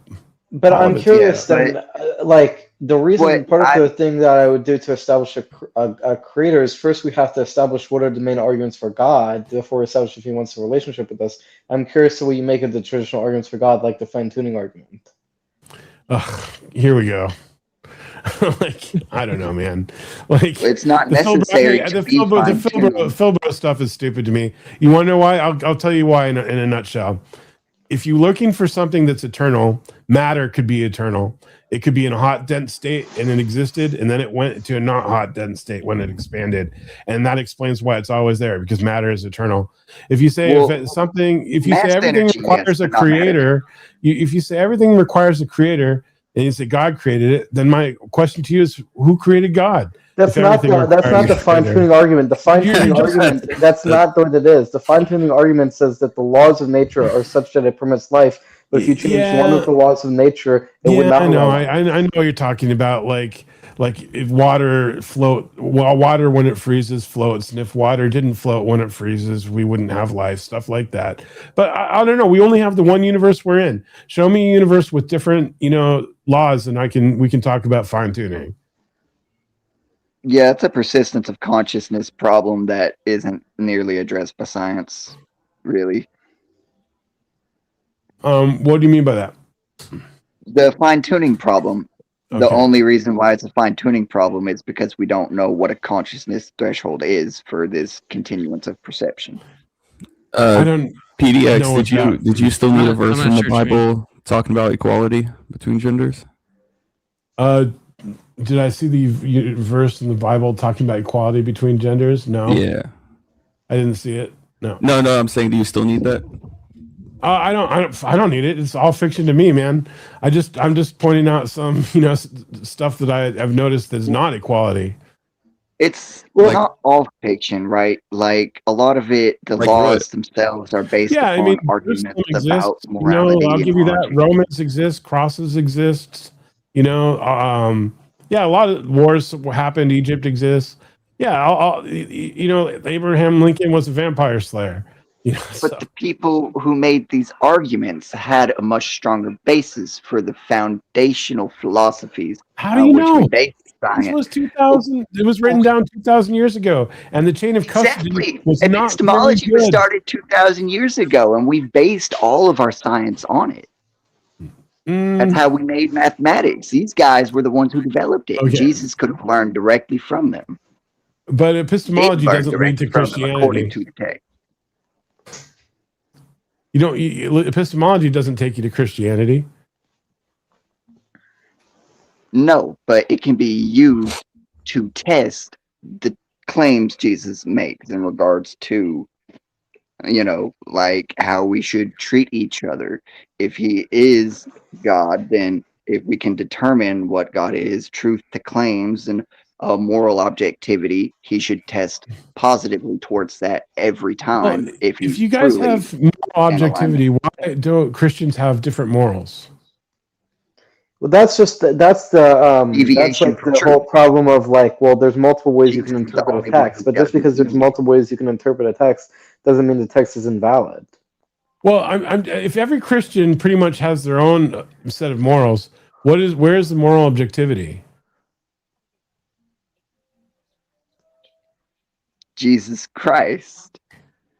Okay, I mean, it doesn't even do any good to have moral objectivity if every Christian interprets moral morality differently. Can you explain that? Moral objectivity is different. It's Jesus Christ demonstrated through his lifestyle. The knowability of that objective morality is a different question than if there is objective morality, right? Then does it serve any purpose? To compress it. It does, because I think we're all punting toward an objective morality. I think even you would agree with that, right? Like I don't know, you sound like a secular humanist. I don't want to thrust that label upon you. Okay. So so you have some idea of some morality that we're all heading toward, that like, hey, grape is bad. That's why you're using these examples, right? You think this stuff is bad. So there is something that we're punting toward. I would say that's something objective. Now, you disagree with other secular humanists, and that's fine. You're probably punting in the same general direction, though. To me, that points to something at the top, and we're all approximating it. That's like an epistemological gap of how much we can know that objective value. But that's different than saying there's no objective. We're all just going in random directions. We can measure where I think it comes from, and see what you think about it. I think as creatures that we evolved a sense of empathy, and we like the idea that, when another creature gets hurt, we know what it's like to feel hurt, so we can understand them. And we also have a sense of social structure, that we developed, as animals. And I think from those two things, maybe a third thing, I'm not sure, but because I'm not a biologist, this is not my field of study, but we have these traits of empathy and social structure as animals, and we crafted morality from these foundations. But then I don't want to like necessarily drag this into some like stupid argument necessarily, but I'm curious, I guess, what you think, like, are those things then just like useful, or like when you say like, and Brandon's gonna be mad at me when I say this, but when you say the guy in the chat, this guy, he hates objective morality, but when you say like something like grape is bad, or that we ought to have empathy, or whatever you might say, are you just saying these are helpful things, or are you saying that these are actually true statements, that to grape someone is actually bad, or are you just saying it's your preferences, you just don't like it? It's actually bad to me. It's actually bad for society, like, but it's not actually bad. Like I mean, what if someone said, I don't care about society, I don't feel bad doing it? Like, there's people that have a lack of empathy, or like people with antisocial personality and all that shit. I'll answer, but I'm going to change the situation to you. I'll answer the question, but like, is eating people bad? I would say usually. Okay. Yeah. So when is it not bad to eat people? Probably if it's like a dead person, you're in like a plane crash situation. Usually. Okay. When now, you are a person. What about animals? So for us, I think here's a big thing that I think is moral now, but is going to be immoral in the future, and that's eating animals. Like I agree with you. I don't agree, because basically morality applies to how you treat rational beings, and animals don't have rationality. That's insane. This is literally Kant's formulation of the categorical imperative. Yeah, that's why Kant is retarded. That's why he's so retarded. Because like animals can obviously feel pain and suffer. Yeah, but they're not rational. They're not rational. Kirk, I think this is an example of falling too deep into it. Yeah, I don't know. I think right here. I think we're right in it right now, because like if you look at our habit of eating animals, that is something that we all treat as moral and fine. In the Bible, it's moral and fine. They even require the sacrifice of animals. God's a blood god. Man. Am I wrong? These are just bad arguments. How do you argue morality against biological imperatives? Is it immoral to kill we someone don't else? do for our the do only we, source of food? we can grow agriculture. We'll be growing proteins in warehouses before 50 years go by. So I don't think we'll need to kill animals in 50 years. And we don't need to now if we use proteins properly. No, I'm not Ray vegan. asks, are you a vegan? Are you vegetarian? No, I'm not. I'm not vegan. Well, I you eat lots of meat all the time. Is that Do you wrong? think that this will be something that I mean, I agree with you. I'm Yeah. not a vegetarian now. I used to be. I'm not now, but I think that especially once we can get Figured protein myself. better and stuff, I think it will be seen as a Yeah, bad thing. if I wanted to be a completely moral person, I feel like I would become vegan. I just Or look at at it least as vegetarian. eukaryotic cells devouring eukaryotic cells. I mean, Well, no, I explained to you where I thought morality for non-religious people comes from via empathy and social groups. well, I can't have empathy but for animals. Can't we derive it from a more simple set of standards, the first principles, even? What do you mean? I think empathy is pretty base. Exactly. Right? So we just need that whole idea of human equals human, and then we start working from there. Okay. So when we want to look at something like objective morality, we I still would don't know what that is, but okay. It's Are the Ten Commandments objective morality? Is gravity objectively true? Yes. How do you prove it? Well, I mean, gravity is I was something answering that PDX. we can.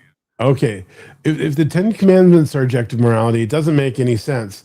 The idol worship and all that stuff, because that doesn't. It's just silly. Jesus is objective morality. He demonstrated it through his life. You think idol worship is silly? Idol worship doesn't hurt anybody. It doesn't do anything. Like but idol you worship have to is- remember you're a secular humanist, so you probably just think in terms of the society and stuff. But I would posit that there's morality beyond just like, does this hurt somebody? Yeah, but I mean, I don't. Well, okay, so to me, the idol worship fits in the same category as believing in Christianity. You shouldn't do it. So let's say there was idol if you were to worship. ask me, all and religion is dumb. Let's say there was idol worship. Let's say there was idol worship, and this idol required you to sacrifice children. No, Would that cause harm? the idols don't do anything. They're inanimate objects. But the person worshiping the idol sacrifices their children to the idol. Well, that's would that be problematic? I wouldn't agree to it. No, I don't think society would either. So would you say that that form of idol worshiping is bad? I don't think the idol caused the person to kill their kids. It's the whole principle behind the They're constitutional worshiping republic. the idol. They're sacrificing to the idol, regardless if you believe that the idol is real or not. They're doing Regardless of the It's not group harmful. consensus, we have idol established rights given to us by a divine creator. there any right? Catholics Considered here? Objective moral truth. Are there any No. Catholics? Okay, too bad, because they worship idols all the time. Yeah, I agree. It's pretty fucked. I disagree. Not a Catholic, but I disagree. No, I'm You don't think inclined to the actually agree. crucifix? I You don't think think the that's based on crucifix is an PDX idol? just said. I don't think they're worshiping the crucifix. I mean, I think you can have icons. You can have. They do bow the saints, though. They venerate. That's saints. veneration is not worship. though. Veneration is not worship. Here's your objective morality arguing with itself. Yeah, but this is you can't This use is that an as an objective argument because morality. this is what I This is said deviation about from- punting That's not- towards something. That's not Okay. objective morality The combating. knowability of morality is different than God. if there is an objective morality. You can't just like look at Christians and be It's like, you guys different. disagree That's about not- moral topics, therefore Yeah, no that's objective not- morality. But that's not even. What's that's the not difference even- between that's not even- symmetry and uniformity? That's objective morality. That's not wrestling with objective morality. I Worshiping don't know idols is wrong. objective morality. How about You this still argument for argue God? about it. So, out of curiosity, are you familiar at all with any sort of psychology, PDX geek? Only a layperson's knowledge of psychology. Okay, so there are certain theories in psychology. For example, Jung's idea of the collective unconscious, which say that religious archetypes are embedded in the subconscious of human beings. But I'm curious, Based. would you say that this is evidence for God, the revelation of God in No. the subconscious? No. I mean, if you put religion around people all the time when they're growing up, you know, everywhere they are, every block that they go down, every, you know, Sunday they do stuff. Of course, people are going to grow up with religion in their minds.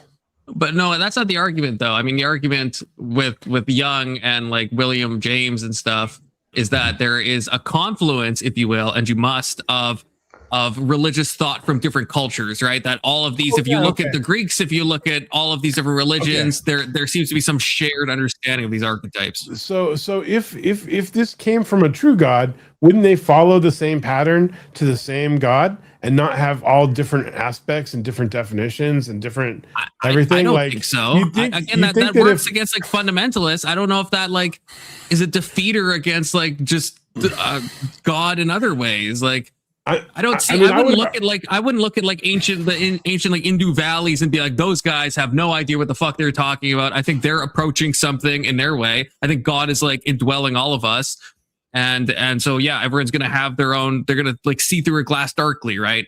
They have some like myopia. Everyone has myopia, but we're all like punting toward the same thing. And I would say that we look at all these religions, we see all these commonalities. I would say that means something.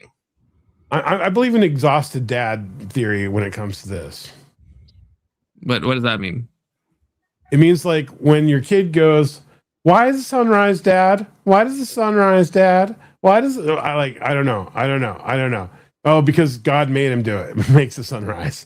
Like that's when there's a question that we don't have an answer to, and people are asking why all the time. We tend to we make up answers, and there's religion for you. I don't know if that really addresses what I said, but I mean, it's one like of that's a thing that can happen. Sure, I mean, like the God of the Gaps is obviously a thing people go to, but yeah, I don't know if that addresses there's some singular voice that obviously diverges, but I think if any study of world religions, I think does show that there is a coming together of like certain like key things, and I guess you could posit other explanations for that. I don't know what things you're talking about because I see different religions having very different aspects. Like some are polytheist, some are monotheist, some have physical gods, some have underworlds, some don't. You know, just there's a lot of different answers to everything. That's I don't want to like dismiss it all. That's a lot of like minutia in a lot of these like specifics, right? But I think in the broad things of a desire for union, the idea that God is love, that we should be loving. I mean, these are even in like religions I disagree with, like Islam, right? There still is the idea that God is loving, that we should worship God. There still is. You see all of these things in like pretty much like every world religion, even like all of the quote unquote pagan religions, you still see these commonalities like crop up. I mean, there could be obviously we have common brains. You could obviously make an argument that like, hey, we're just approaching it the same way. But I think we can't deny that there is those commonalities that when any religion that stands the test of time has not in the granular stuff, but in the actual like the apex of all these religions, there does seem to be some like univocality there. Well, how many of these religions, you know, have talked to one another too? You know, like have had contact and have absorbed the successful parts of one from another. Because you know that Christianity has absorbed, you know, things from other religions, right? I mean, that's pretty well documented. Yeah, that gets into my thing about truth seeking versus reward seeking behavior. Why is it that those particular traits survived the mingling of those two very different cultures? There's a concept that I like to think about, just unrelated to this actually, is memetics. And, you know, we think of memes as like stupid things on the internet that, you know, people see cartoons and videos and whatnot. But originally the idea of memes were just some thought or idea that's transmitted through society that has its own life based upon communication and preserves information. Yeah, it's information that's preserved outside of our like through recording and transmission orally, et cetera, these thoughts have a lifespan and an evolution. They have a natural selection, all of their own, and the more successful ones get, passed around more than the other ones. And maybe some of the things that you're talking about, like the univocalities, where is that what the term you use, confluence? I'm not sure, but maybe some of the commonalities that we see between religions are just people copying the things that work. Well, I mean, but we know for a fact this doesn't fully explain that. Like, because we can look at like ancient texts when we know that they had no like communication at all. Like we can look at like the Bhagavad Gita or some bullshit, and we can look at like some ancient Hebrew text, and we will see some like weird like agreements in what I would consider key areas. Of course, you could say like what defines a key area, but I don't know. Yeah, I don't know what agreements you're talking about. So it has to be a disadvantage. Well, like I said, that God is love. One of these cultures has the other at a disadvantage, then why wouldn't it just take it over, acquire the resources, and propagate its own values, like evolution suggests happens with natural selection? You don't have one animal on the planet. You don't have one set of beliefs on the planet. You know what I mean? So like, just because one propagates better than another one, it doesn't automatically wipe it out, everything else out. So, also, if you posit I am curious. If you posit the universe is eternal, how do you explain the Big Bang? I said matter is eternal. The universe can't be eternal. Can I tell you why? Matter can't be eternal because it requires empty space-time vacuum, and that didn't exist at a certain point in the universe's origin. I don't think anybody knows what was before the hot dense state. Well, the hot dense state is the proof that there was no vacuum to have matter. It was all mass. I don't know if that's true or not. How do you don't know that? We know that because the CMBR and then measuring the expansion co-moving of the galaxies, we know that it was within a certain volume of space, and so there literally wasn't room for vacuum in that volume. That's why the CMBR is there, because we can't see past it, because there is no way for light to exist behind that point. Exist outside of the trapped mass energy of the quark gluon plasma, which it travels through vacuum. I know that there's a lot of people talking about this. Okay, first of all, this is above my head. I'm not a physicist. I do know that there's a lot of new data that's coming in and it's sort of changing the models that we had of the the universe. And I don't know if this is settled science, to be honest. Can I tell you something, geek? So the reason that it's a mathematical fallacy, right? Because if the universe was eternal, right? How many years did it take to get to 2026? Infinite years? No, matter is eternal. Matter is the universe. But matter and time and space are they coexist together. You can't have any of those without each other. Okay, so infinite. No, so you'd have to say that time would be infinite, right? Which is a mathematical fallacy, right? Because we're in 2026 right now. So how many? Well, let me tell you what. How many years? That's not mathematically a fallacy. I know that much. Well, how do you get to this year? How many years did it take to get to 2026? Infinite years? That's a mathematical fallacy, right? No, it's not. So how many years did it take? Between the year one and now? So there was how many years did it take to get to year one? Infinite years? There was...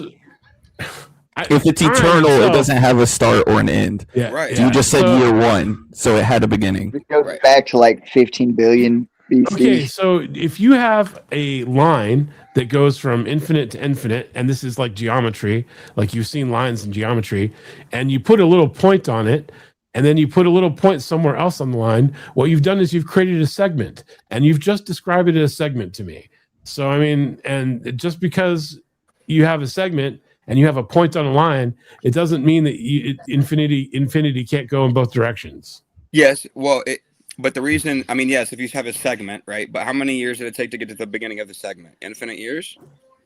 The issue is you can't really separate time-space or space-time like that. I don't even, like, it doesn't even make any sense, your argument. It makes zero sense. The argument, I would say the argument is like this. Premise one, If the universe is eternal, there must be an infinite amount of events in time. Premise 2: if there's an infinite amount of events in time, that would mean that from now back into back into history, there has to be an infinite amount of events. Premise 3: there can't be an infinite amount of events. Bingo. Eddie. Why can't you? Your premises. I don't accept them. It's not that hard. Okay, well, let me ask you this: what evidence do you have that there can be an infinite amount of events? What do you have? If everything was always, when would nothing be? And also, we know that the observable universe, right, isn't infinite. And then the theory is, well, maybe the unobservable universe is infinite, right? So it's not like it's even the scientific community doesn't even really hold this. Really is. Like, yeah, that's just. I'm not claiming that it is. I'm just claiming I don't know. You know, you're. I'm not claiming to know the answers to these questions. You seem to be claiming to know the answers. Well, I just know that, I think your layman's understanding of these problems is probably falls short of quite a bit by other people's. I'm just saying, I know that we're not scientists here, right? But I know that you can't get to a point in time with infinite amount this way because you never get there. Because it'd take infinite I think people should admit what they don't know. And when you say God exists and God created the universe, what created God? And hey, I have the answer for was that. God buddy. infinite? Was God infinite?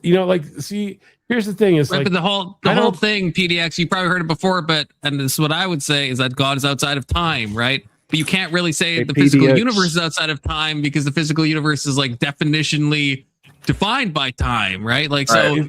It's bound by the I have the answer for you. God can't actually create anything because it takes time to create something. Because but God's outside. God is not just like God is beyond outside of time. Like God is not. God's not in time. Also, you do realize that there are theories in contemporary physics which say that space-time might be emergent. So it's not like the idea that something can exist outside of time is foreign to physics. Yeah, but you can't create something if you're outside of time. Quantum entanglement is outside of time. Quantum entanglement is. I'll tell you why you can't create something out of time. Because if you have no time, the act of creation requires there to be nothing, and then there to be something, and then transition between nothing and something. So if that transition between nothing and something requires time, so you can't create anything without time. God's eternal. PDX, are you created time along with it? I can explain where God came from if you want to. Great. I'm glad we have such knowledgeable people who understand the origins of the universe here. You are so knowledgeable that you can understand things that people waiting. Could you just Google if time is eternal? Can you ever get to a point in time? Can you just Google it? No, I'm not sure. I want to make a distinguishing thing here. Right? Yeah, everyone, just wait. Hold on. All right, guys, let Confluence. Hold on a sec. Hold on. Can I? I just want to make a distinguishing thing. There's the science of it, and then there's the logic / philosophy of it. I think those things are separate because I would say, I have no idea how the universe started or what the fuck that looks like from a physics point of view. But I do find it compelling. Although Brandon, our resident Philibro, says that he has an answer to it. But the whole thing that Noggins was saying that how do we get to a point in time if time is infinite? To me, that's not really a physics question. That's more just like a logic question. Like how could we arrive at the present? Well, first of all, I want to be clear. I guarantee you, I know more physics and philosophy than Brandon.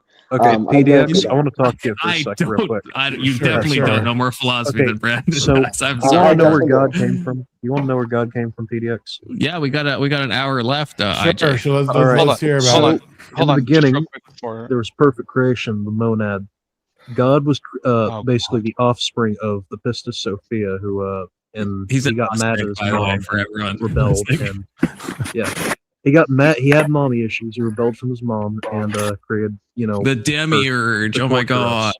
Trapped divine spirits and mortal bodies, and that's why everything sucks. Just drop something real quick? Yes. So absolutely. So the idea What that like is if the universe is infinite, then we could never reach this point in time. I mean, by that measure, you're saying that that we could never reach any point in time, not even the beginning of the universe, right? It can't be steady because state. no, No, because because God is nothing outside is of going time. to extend everything to be time has a expanding precise faster than light beginning. travel. God is not bound by the laws saying of physics and No, nature. I'm not right? talking about God or anything else. I'm talking about the fallacy of time has a saying specific that beginning. because that saying that that time is eternal, that it started forever ago and will end forever from now, Right. doesn't mean that you can't reach a point in that timeline that is distinct from any other point in that timeline. I don't know. This is like a fucking Zeno's paradox. yes, I you don't, can. I don't, No, it's not. It's It's a it is. conceptuality Yes, you can. issue. You're trying to conceive of something that keeps elongating every time you try to move forward. It's not that you're that's why it's the Zeno's reason is fucking because- paradox. To agree with Alexander, you can find infinity in places that are very real. Take two numbers, number was 0 and number 1, and then you cross half the distance between 0 and 1. You add half as the amount between 0 and 1 to get there. You keep on adding half of the way, half as much. You'll never reach 1. It's an infinite amount of set between. But that's a completely different between two paradox. segments. Wait, hold up. We got I'm a just- super chat. Hold up. It says, Damn, Kirk got pro Charlie Kirk. Brandon stream. And this is a pro Brandon stream, Kirk. This is. Kirk, you can come back in 5 minutes. So I mean, like, infinity is like a crazy thing that we can't conceptualize. You guys can't even conceptualize 2 trillion galaxies with 150 billion stars. It's of course beyond not. our human mindset. Like ghosts. that amount of anything is beyond what our brains can actually understand how big it is. You know, so I mean that's kind of where I start too with atheism. It's like because why is everything so human centric in all of these religions when we're just on one star in one galaxy in this gigantic universe? There's probably millions and millions and millions of sentient life in our known universe. You know, like, so I mean, why do we think it's all? Why is it all centric with us? Geek, like if I'm like, Gnosticism is not human centric though. like I'm 35, right? If I was, they were like, "What year were you born?" And I said, "I was born infinite years ago." Okay. Right? If there was, like, if there's a we highly mark time between $35? we mark time between segments. if there's a highly never get intelligent to the advanced species segment, out it's the there, same they're also concept, divine right? sparks trapped in mortal bodies. Indian, what's up, player? Yeah. Hello. How we mark time is different than how long time has existed. But do you realize though, my view, like you couldn't get to the Time beginning is of the fucking segment. gay. So we If it measure took time infinite by years the to get there. acceleration of light, right? It's called the Damn, Indian Lorentz Jesus, you're looking invariant. kind of fine And we tonight. take this and measure the movement of the galaxies and determine from the way it would converge if we roll it back that there is a point in this expansion where light cannot travel through empty space, meaning that there is no way to measure time before this point. No, I mean, we Everything know would that be there was a less hot than dense state. one- We don't know if there was complete, and we don't know if it was completely full or not. We know that there was a hot dense state.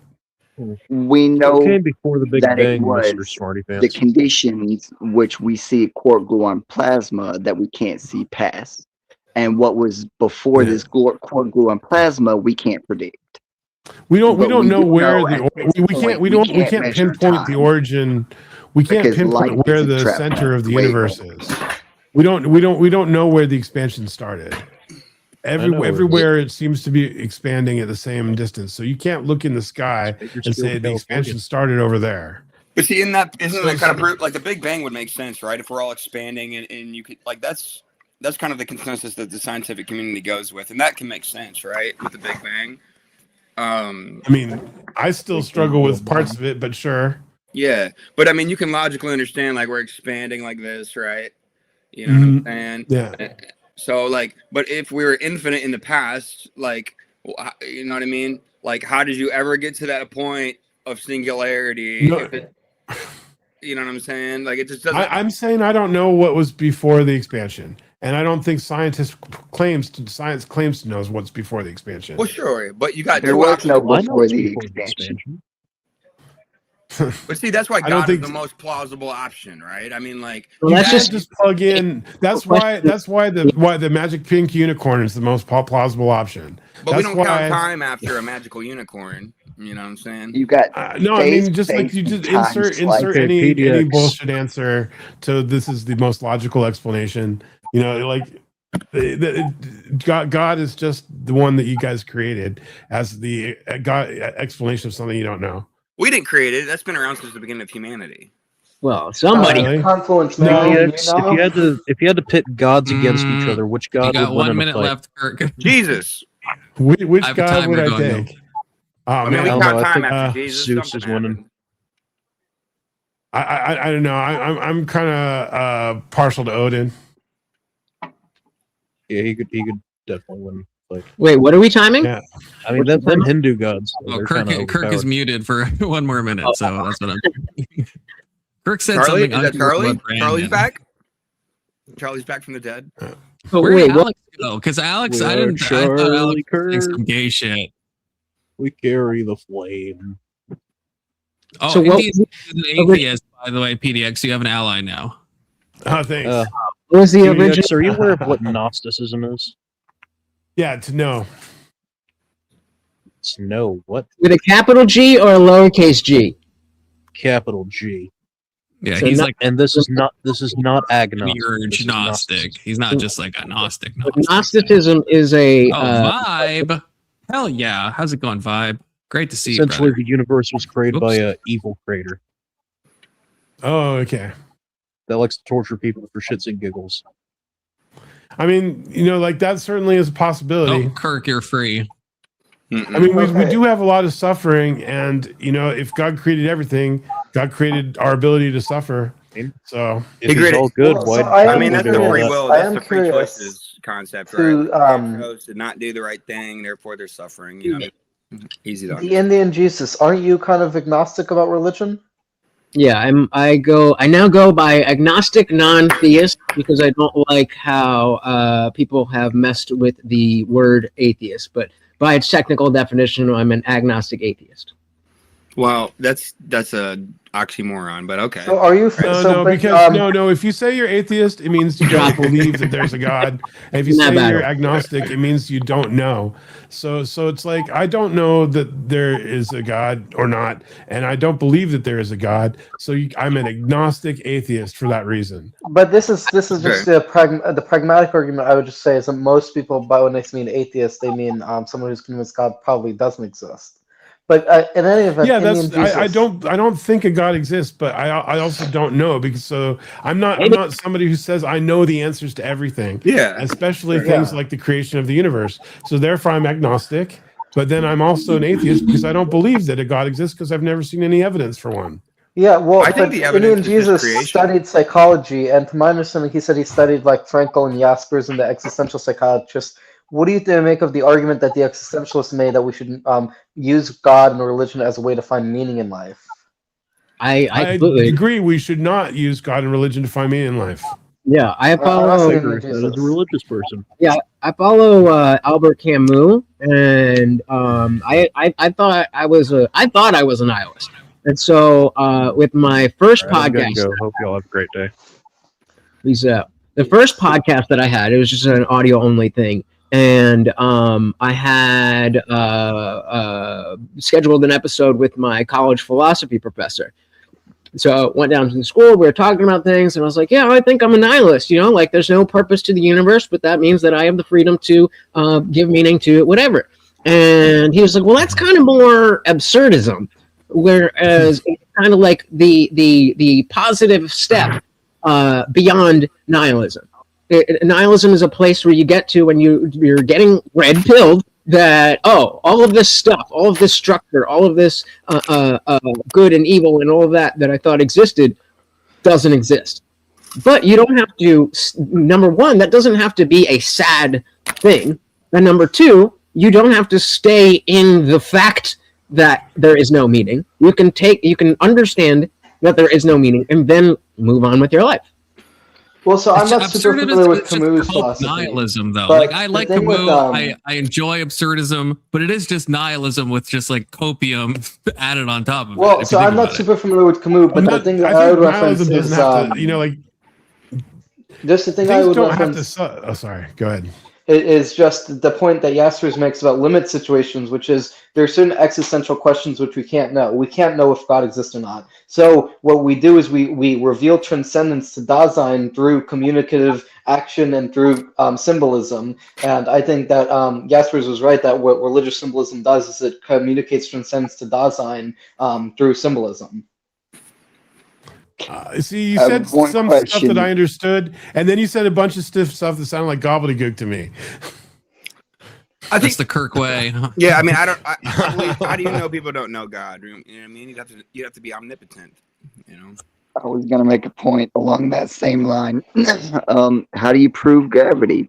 Like, how does a rock falling prove that the moon makes the tides? And yet you're trying to demand. We actually don't understand what makes gravity, but we know that we can measure it. We can measure the effect of gravity. Right. And so if I were to let go of this, I am not in the position that it is physically impossible that there could be some type of gravitational anomaly, and I let go and it goes up. I'm open to that. But I have the faith backed up by the evidence. Every single time I've ever counted on gravity before, it's always worked exactly the same way. So if you bet me $1 million that when I drop this, it goes down and not up, I would take that bet. Would you like to take that bet? What if it was? What if it reached the ground? What if it reached the ground? Oh my God, you guys, are we really doing first grade physics? Are we taking the bet? Is anybody taking the bet? Yeah, we are 5. Yeah, wow. This conversation has gone so far off like space. Like, you guys are all over the place, right? Bring us back. So, I mean, I would like to say you're welcome to PDX. External validation. Oh, sorry, Seth. Go ahead. That's the epistemic foundations, the first principles. You have internal consistency, external validation, and Occam's razor, which is minimal assumptions with maximal. Oh, I love predictive Occam's power. razor. Yeah, okay, so let's let's come do back Occam's to razor. Before we do though, PDX, because I actually want to go there too, and I actually want to introduce myself. I'm Vibe. Pleasure to meet you.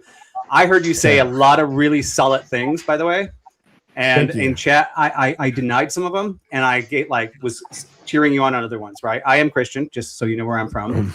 Okay, but. And I do want to actually, I wanted to say you're welcome as well, because you couldn't be an atheist or an agnostic atheist without my God. Because without God, there is no atheism, right? So you are welcome for that. Well, I suppose so. I wish I didn't have to be. You don't have. Well, you could create a whole new religion called not nihilism but nullism, the idea of absence. I've created religions before. So. Okay, well, see, there we go. I mean, you had mentioned at the beginning that you have a Jewish background, correct? Yeah. So you had a theology that your parents raised you in, or was it just kind of like they raised here me, and there? But I never accepted it. I was bar mitzvahed, but I never accepted it. Yeah. So. And was it kind of like as you started like growing in your mind and what you thought was right and wrong, your preferences didn't really line with your religion? I mean, religion's always been absurd to me. Like, people say these stories and they say that they're true, but they're absurd stories, and there's no reason for me to believe that they're true. What's more absurd though? Would you say that the stories of like the flood and Moses and the Elijah? I'm gonna give you Job. I got something new for you that you've never heard before. You ready for it? Yeah. Okay, so we have the resurrection, right? That's one thing that could have happened. This is one thing that Jesus' resurrection. Well, this is one thing that could have happened. Here's something else that could have happened. Jesus had a secret twin and never revealed this twin to anybody in his entire life. And when he died, the secret twin ran around pretending to be Jesus. What is more likely? What is more likely via Occam's razor? My idea of Jesus had a secret twin, or that Jesus resurrected after 3 days? Oh my God, I'd have to say that one's 50-50. But I love that you brought that up because that was going to be kind of my first point. Well, you have to go with and that wasn't going to be my Occam's razor, by the way. So I mean, think of this, right? Yeah. We don't have to worry whether you like the Old Testament or don't like the Old Testament, right? What really comes down to is that crucifixion on whether he rose 3 days later. Something that I would say 99.9% of historians that are secularists and Christians all agree that there was a man named Jesus that did walk the planet, right? 99.9. Yeah, probably. I don't know if it's 99.9, but you can pretty much look that up. The majority. I grant you the majority. I'm not saying that 99.9 said he rose. I'm just saying that 99.9 would agree that he existed, and probably even a higher percentage that Paul did. I think there's a higher percentage that Jesus is an amalgamation, not more than 10%, but I think up to about 10% thinks that Jesus was more than one person. How many people was it? So the minority of historians, like King Arthur, idea, the Robin Hood idea. But anyways, super chats, brief pause. K2 says Oive fluence, and K2 again says Talmud fluence theory. And also, everyone should join the Discord. We especially PDX, you should join the Discord because you seem like a cool guy. And we need more atheists on the panel. So I will post the link. We do D&D, okay? You probably like that if you think about it. And anyone else watching this, okay? I mean, we haven't done D&D yet, but we're doing it this Friday. We also do trivia. We do panels every day. Okay, so everyone join Discord. Okay, back to talk. Sorry to interrupt. It's like and so can I have my turn to speak just because you guys have kind of had because I did want to say part of the problem is Occam's razor is treating God as if it's a scientific object of study, but I would take the sort of existentialist view that it's one of these limit situations where we can't know for certain either way, and so the most rational choice is for someone to choose what allows them to find meaning in life and find morality in life. Yeah, well, I mean, the reason why I keep going into cosmic theory is because I'm trying to reduce the assumptions using external validations while I'm pulling it into the grand unified theory and then natural law emerging from that, because there's fewest assumptions in order to derive a higher order moral truth. Right, because you have to compare it to higher order truths in the most general form. Yeah, but ultimately, I have we a can second sit here. Occam's razor. I do too, but I'll hear yours first. Okay, so there was something that said that Jesus didn't look like Jesus when Jesus was risen. Well, here's what's more likely: Jesus resurrected after 3 days, or somebody pretended to be Jesus after 3 days. Let me ask you something though, Geek. They were tripping balls. What's crazier? Jesus resurrecting or somebody creating the origin of the universe? Well, yeah, and actually, Noggins Jesus resurrecting, because we're in the universe, and like I would say, Jesus resurrecting, I guess. Yeah, the human race. I pretty much heard. neurological basis. I heard you pretty much say, PDX, in the very beginning, right? Like you're like, I am not a physicist. I don't understand the beginning of the universe. Most of us don't understand whether we're secularists or Christians. Christians go, well, we do understand because we have a God. You guys say, well, we do understand in the sense that there's an X and we haven't solved for X yet. So we both have this concept that something came from nothing. Now, if we were to take Occam's razor, no, I don't believe something came from nothing.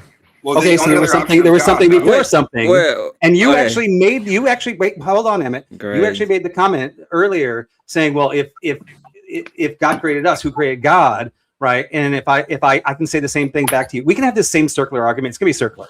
No, and what I'm coming back to, matter is eternal. That's what I said. There's a possibility matter is eternal. But that's a mathematical. And there's a possibility that God's eternal. Correct? Right? Yeah. Okay. So once again, we're circular. But if we actually take Occam's razor, if you just go with your gut, doesn't it seem more logical that nothing should have ever existed? There should have never been a Big Bang. There should have never been a God. There should have never been anything. But we can't actually say. No, I think it's a great appeal because it makes neither one actually has any logic behind it They're both fake, and that's the point. And we're here, and we know it's true. I'll tell you what my gut says. My gut knew says the not only has our Foundation. universe been around forever, but there's infinite universes. In a sort of like the bubble universe theory is what I think is the one that jives the most with me. So how many? There's some and can you have both? Could you have both? How many years did it take for the multi-universes infinite and the universe? universe? Sure, yeah, I don't know these answers. I never said I did. But I say this. His if faith there was says that there is somebody- and you know, there's infinity of things that is bigger than he is, that's incredibly powerful and exists everywhere and everywhere at once. But he cannot believe on the thing that he says that he believes in. Okay, it's a total contradiction. But who the fuck cares about contradictions? You guys mind if I play a little mind game with you real quick? If God created the universe, I don't think God cares who people stick their genitals into. I don't think God cares who worships idols and who doesn't because we worship should idols. because we should listen. Wait. It's because we should listen to your opinion, right? Knows we exist. That's the thing. Perfect. Why would you do that? Why? Great. You believe all of these because we should listen to your opinion, right? You asked me my opinion, so I'm telling you what it is. I'm asking you right now. You believe in all of these because we should listen to your opinion, right? Therefore, this bread is not real. It doesn't make sense to me that an all-powerful being would have such. Yeah, I know, because all that matters is you. But that's just because you misunderstand it. You don't get it. It's because all that matters is you, right? If you don't think something, it must not be true. I have the ability to project in my mind, and my empathy allows me to your empathy other people might experience. And if I can you feel what I'm feeling right now, please? Can you tell me what I'm feeling? Probably annoyed. Geek, can I? Oh, you don't know what I'm feeling? But I thought you were empathetic. What happened to your empathy? I think okay. Can I tell what you're feeling? You're feeling like you don't know. Internet. I think you're a dick on the internet. Yeah, I think you're a dick on the internet. I think you're a self-aggrandized bitch on the internet. That's what I think you are. Everybody should listen to me because I believe, I think, I say, me. It's all I heard from you. Okay. Me. Yeah, right? Is that all you got, buddy? I mean, I don't got you, dude. Give us some more of this. I don't have my own dick up my ass like you. At least I have an argument whenever I say instead of saying my faith. Which is very funny. It's very funny. It's very funny that you fucking atheists come and you start saying, "Oh my god, the faith. Oh, you don't talk about faith." When all you do is talk about faith. It's my belief. It's my idea. It's what I think. Every single time. We're just the honest ones. You have you are the same. You're the same like us, but your honesty is I am the one that creates everything. My belief is the thing that everybody should follow. I am the one that grants empathy. Oh, I am empathetic. Thanks to my empathy, I can tell you what to think, how to act, what to do. Me. You got pretty eyes, by the way, Emmett. Show me the point at which your beliefs are not your opinion. What? Could you repeat the question? For me, the point in your beliefs that is not your opinion. That is the objective standard. That is a proven fact. Yeah, I believe something we can test.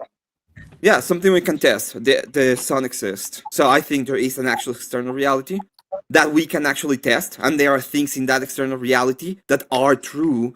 Right? If I see the sun and you see the sun, we share it. It's not my belief that the sun exists. It's an objective fact that it exists. Okay, but I see the sun every day. And then, I don't see God ever. And there's more about it because I can actually have idea. If you actually ground epistemology, you can have access to true belief. The idea of true. So the idea of true would be an actual thing. It's not based on my fucking mind. It's not what I think. When I say, God is reason, it's not because I thought it, okay? It has nothing to do with me. External validation and Occam's razor. Super chat, I don't know if I agree with this. Sorry to interrupt you. K2 is actually a Catholic, so he might believe this. I'm not sure. Explain the shroud. I'm assuming it's the Shroud of Turin. AB blood type, and then when priests had to get rid of damaged Eucharist, had to discard coming back. AB blood. I don't know enough about the Shroud of Turin. I don't know. I'm not sure. There was some big development with it. It's interesting. Is this like Jesus's cum rag or something? It's not Yeah. cum rag. That's untoward. Is that your opinion? I'm gonna hit you with a freaking Yeah.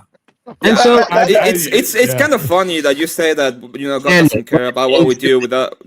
He doesn't care about us at all. Jesus, So forgive he doesn't him, care dude. where I we know put it's our only a dick, day but the first past thing you history, think of but is cum. He knows what. Nah, he speaks. This is why you need to all go back to the fucking closet, dude. You need to go back to the fucking closet or get back into the fucking trees. One of the two, because truly to be told, fucking Coomertarians need to go back into the fucking trees or back into the fucking closet at this point.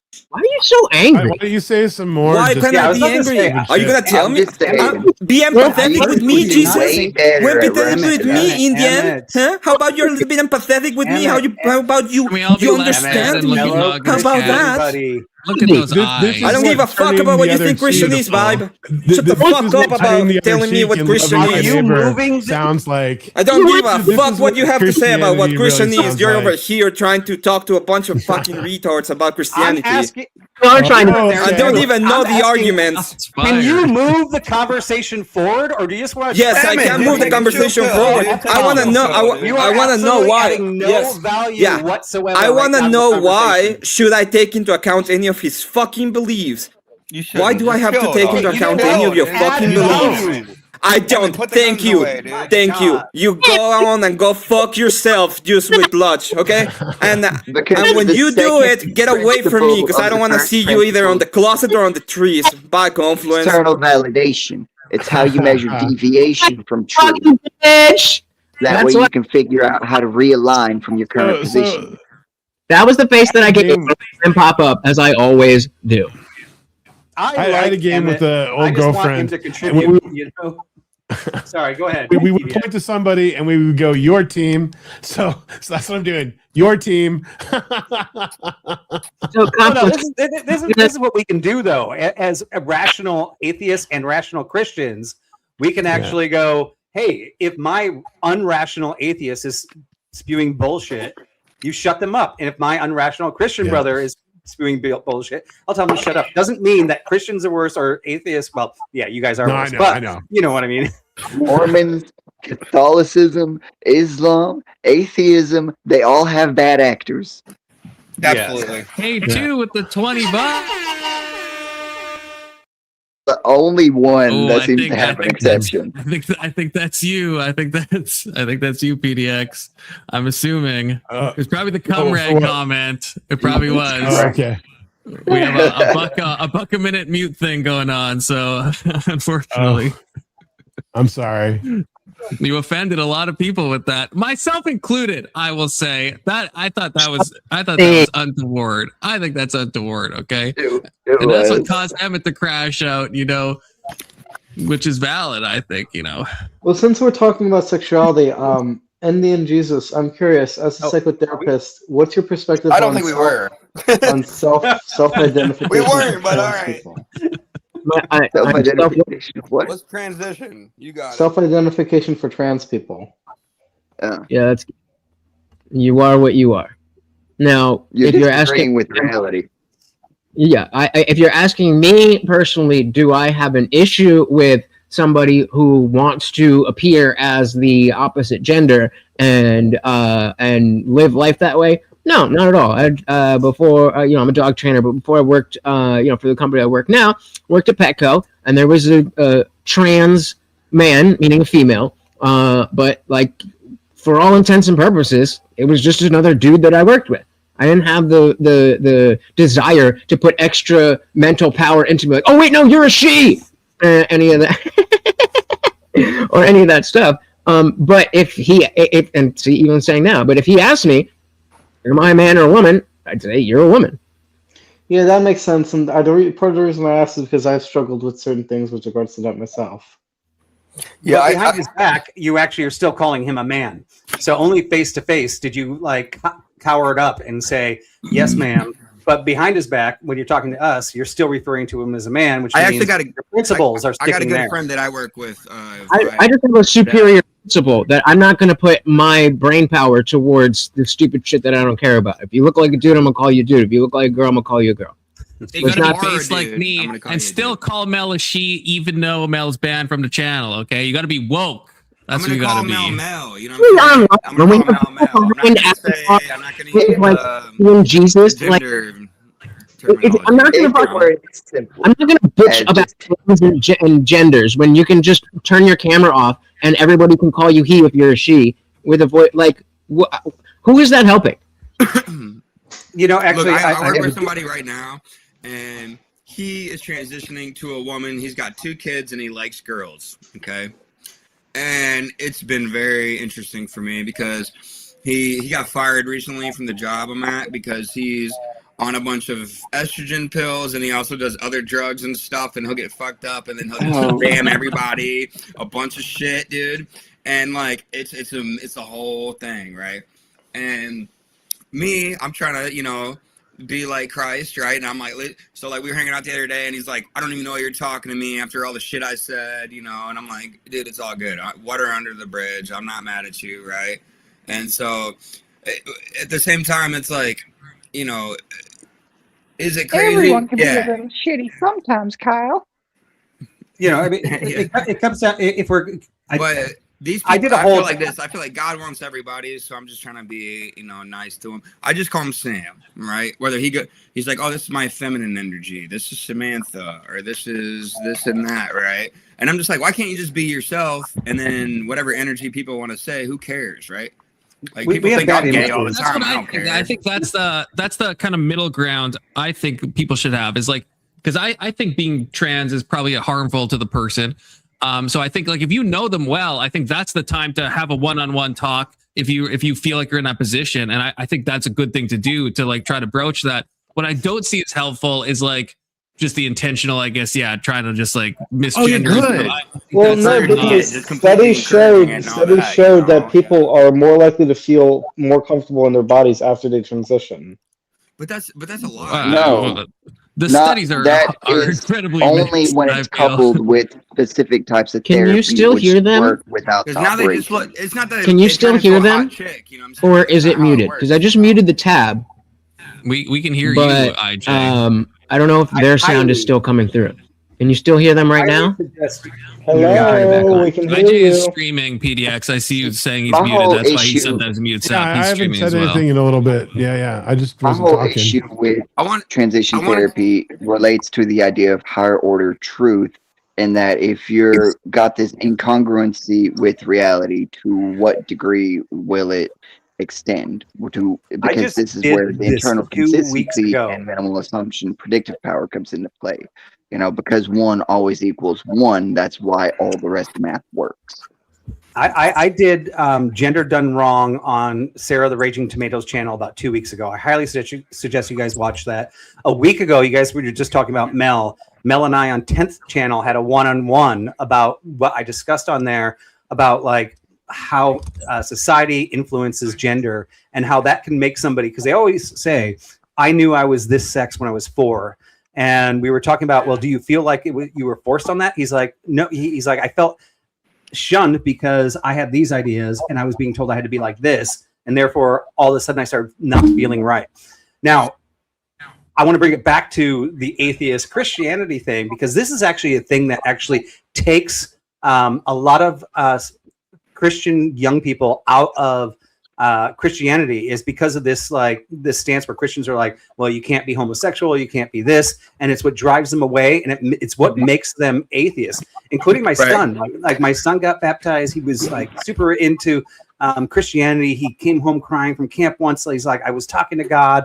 He's like, I've never felt stronger in my life, and he did great. And then he went to college, and he's like, all my friends get surprised when I tell them they're Christian because they told me they thought I was a nice guy until they found out I was Christian. Right? They're like, but they were all judging him on who he was as a Christian until they heard he was a Christian. And this is really hard thing for a young person to deal with. And it's because of these things like trans and gay and things like that. And we even have Bible verses, Deuteronomy. I might have this wrong. I think it's like 20, somewhere between 20 and 23. There's actually a passage in there. Like I said, I'm not a theologist, but I know it's somewhere in that 20 area where it's like, men should wear men's clothes, women should wear women's clothes. Now, the people on the right would say, and only if you're Protestant. If you're Catholic and you're or Orthodox, there's no distinction here. But if you're Protestant, some Protestants will go, well, that's God saying men are supposed to be men and behave as men, and women are supposed to be women and behave as women. But other Protestant sects are going, that's actually God saying that if you think you're a woman, you should wear women's clothes. If you think you're a man, you should wear men's clothes, right? And we get all these crazy things. Protestants that would say that. I mean, I don't agree that they're Christians.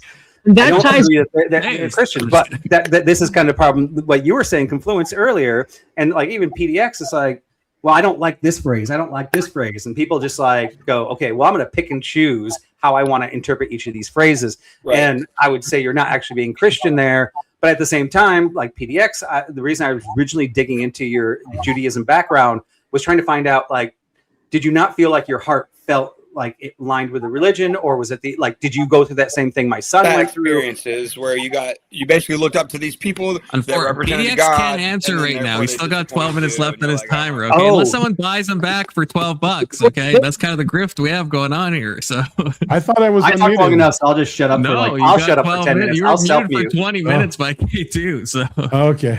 Yeah. So based on what Vibe is saying is very similar to like my whole thing about why, I wanted some time outside of a debate context to talk to someone high up in the Crucible. Because, I think that the debate that I had with Andrew Wilson, it was one of the Andrew Wilson verse 5, you got 5 minutes, is all bullshit.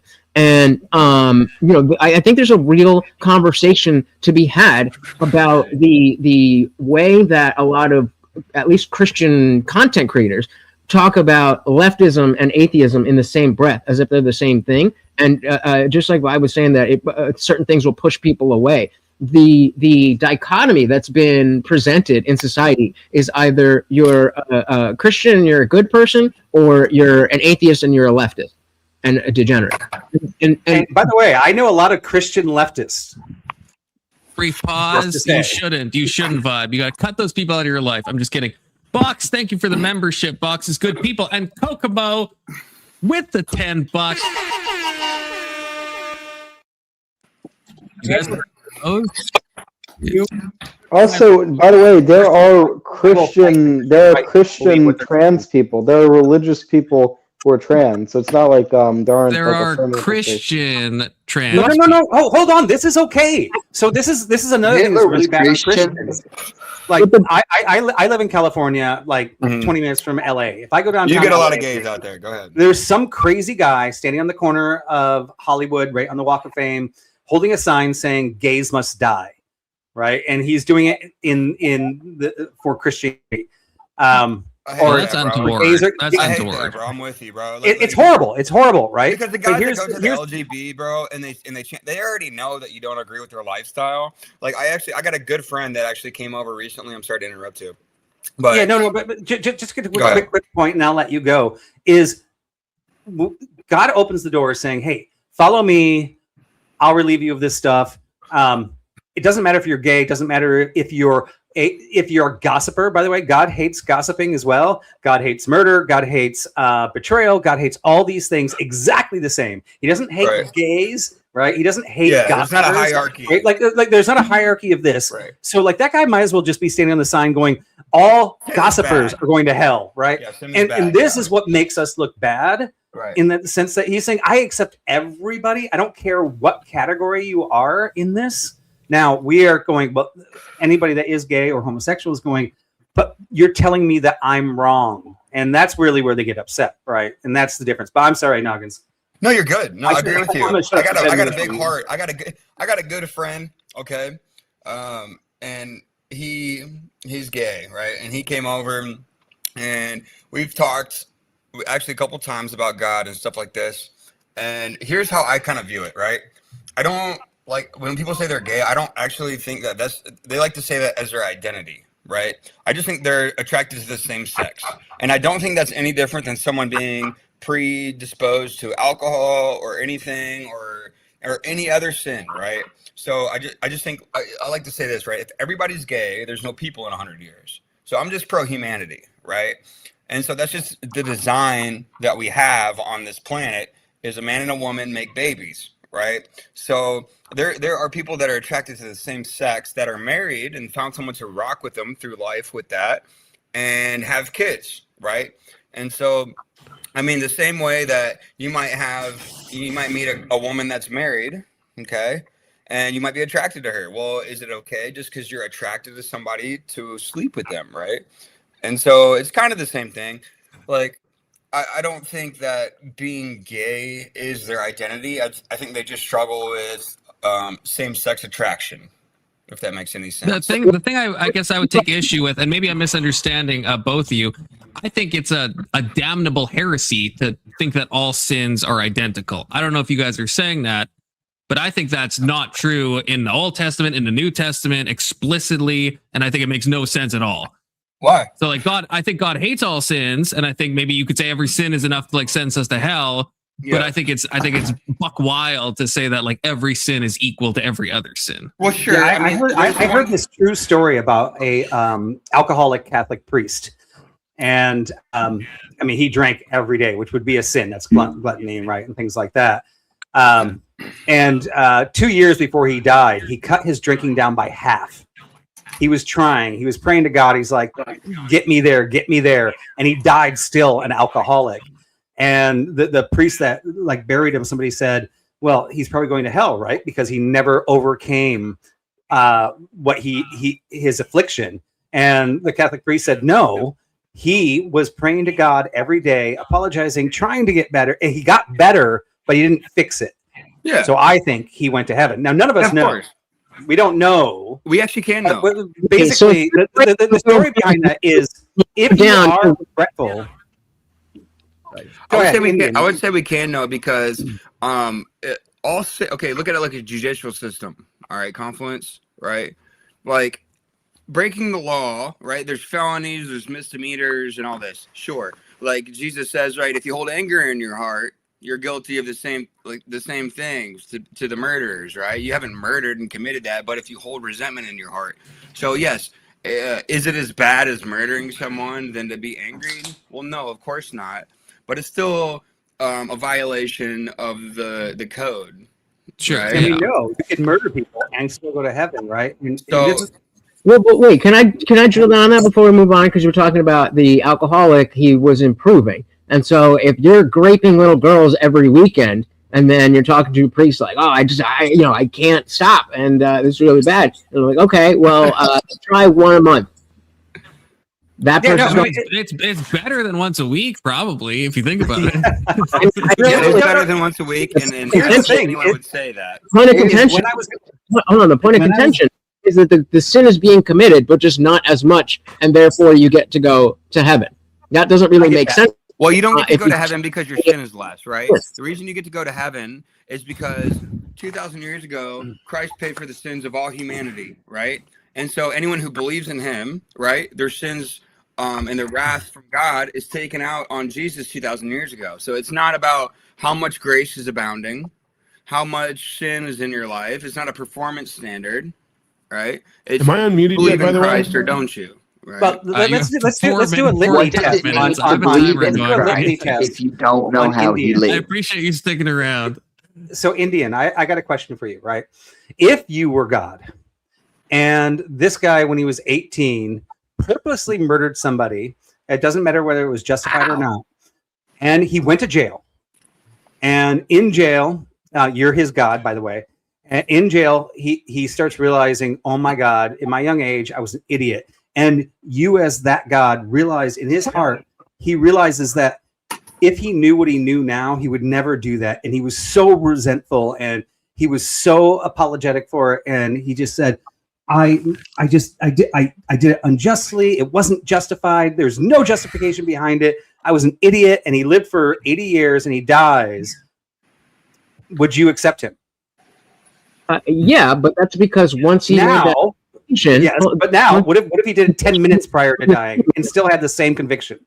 Well, but that's not what I'm appealing to. The fact is, if you're not doing it anymore and you apologize, then under the Christian framework, you can get forgiveness for that. But how can you get forgiveness for that which you are continuing to do? Yeah, and this is really hard for us to understand, but in a into. sense, we don't.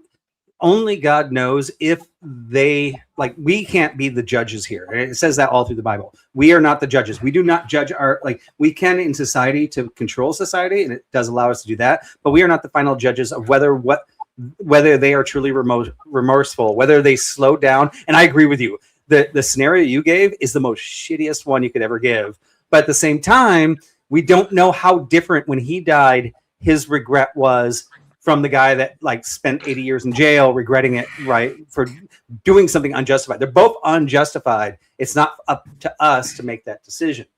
PDX is back. He's been muted. Oh, good. Hey. Yeah, this whole Jesus, if you accept Jesus or not thing is one thing that I've also thought was something that makes this a human religion and not a actual one. It doesn't make any sense that a person lives a good life, their entire life, does good things, and if you have a loving, moral, God, that a person who doesn't believe in, just because somebody doesn't believe in you, they get eternal punishment, and somebody just that can live a terrible life, and then at the very end of their life, they make amends and they go, "Oops, sorry, and I believe in you now, and I'm scared. I don't want to go to the other thing." And then now that person gets, reward. It doesn't make any sense that it should. That's why it's a stumbling block to the Jews, if you think about it. That's what the Bible says. It in the mind. We don't have any.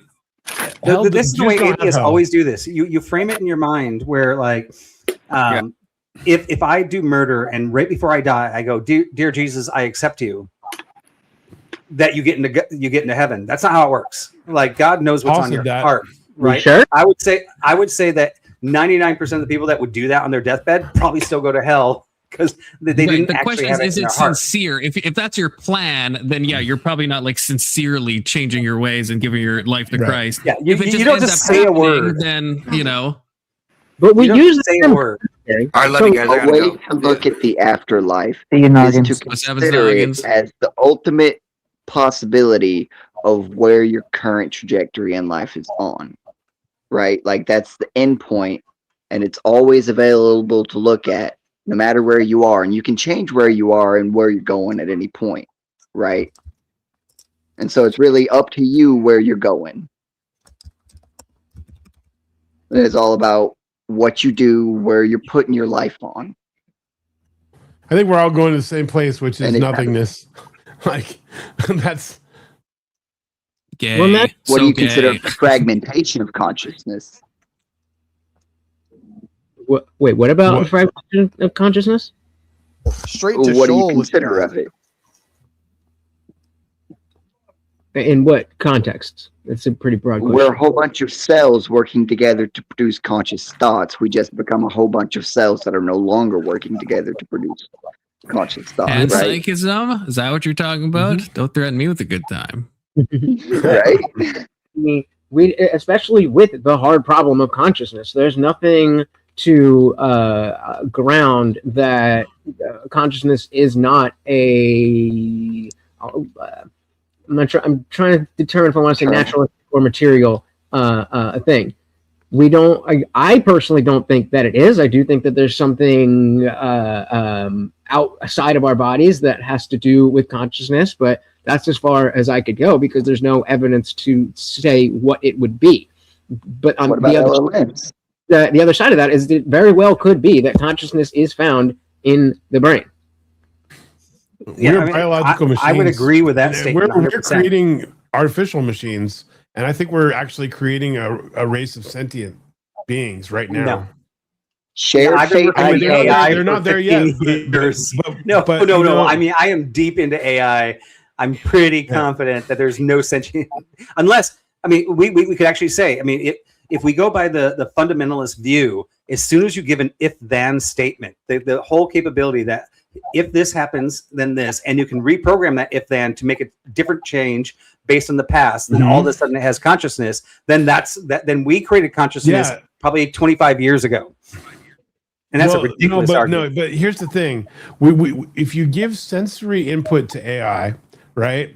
Like the ability to see, the ability to hear, to move stuff around, to interact with the environment, and then you give AI the ability to change its own prompts and its own code, and you give AI memory, and then you and basically you give it, you know, some basic things that make it feel good and make it feel bad. Some just sort of like, you know, this is something that, you know, then I think maybe we've created like a new life form. Well, you know, not yet, but soon. We've created a P zombie, right? Like, which is fine, but that's not the same as like sentience, right? We've created something that can act maybe the same as if it is sentient, but do you think that is sentience?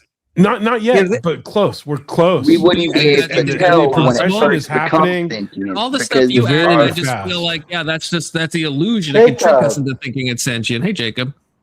Unless we're just machines that have illusions of life too. And so you know, like that's my point. AI so it cannot be dominant itself.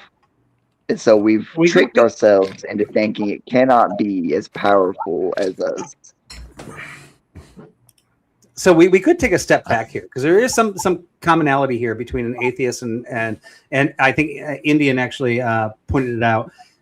He's like, because you're professed agnostic, or you're also doing the agnostic atheist? I'm an agnostic non-theist. Non-theist. Okay. And then PDX is the atheist agnostic, or agnostic atheist. Sorry, you did it the other way. Or anti-theist, if you will.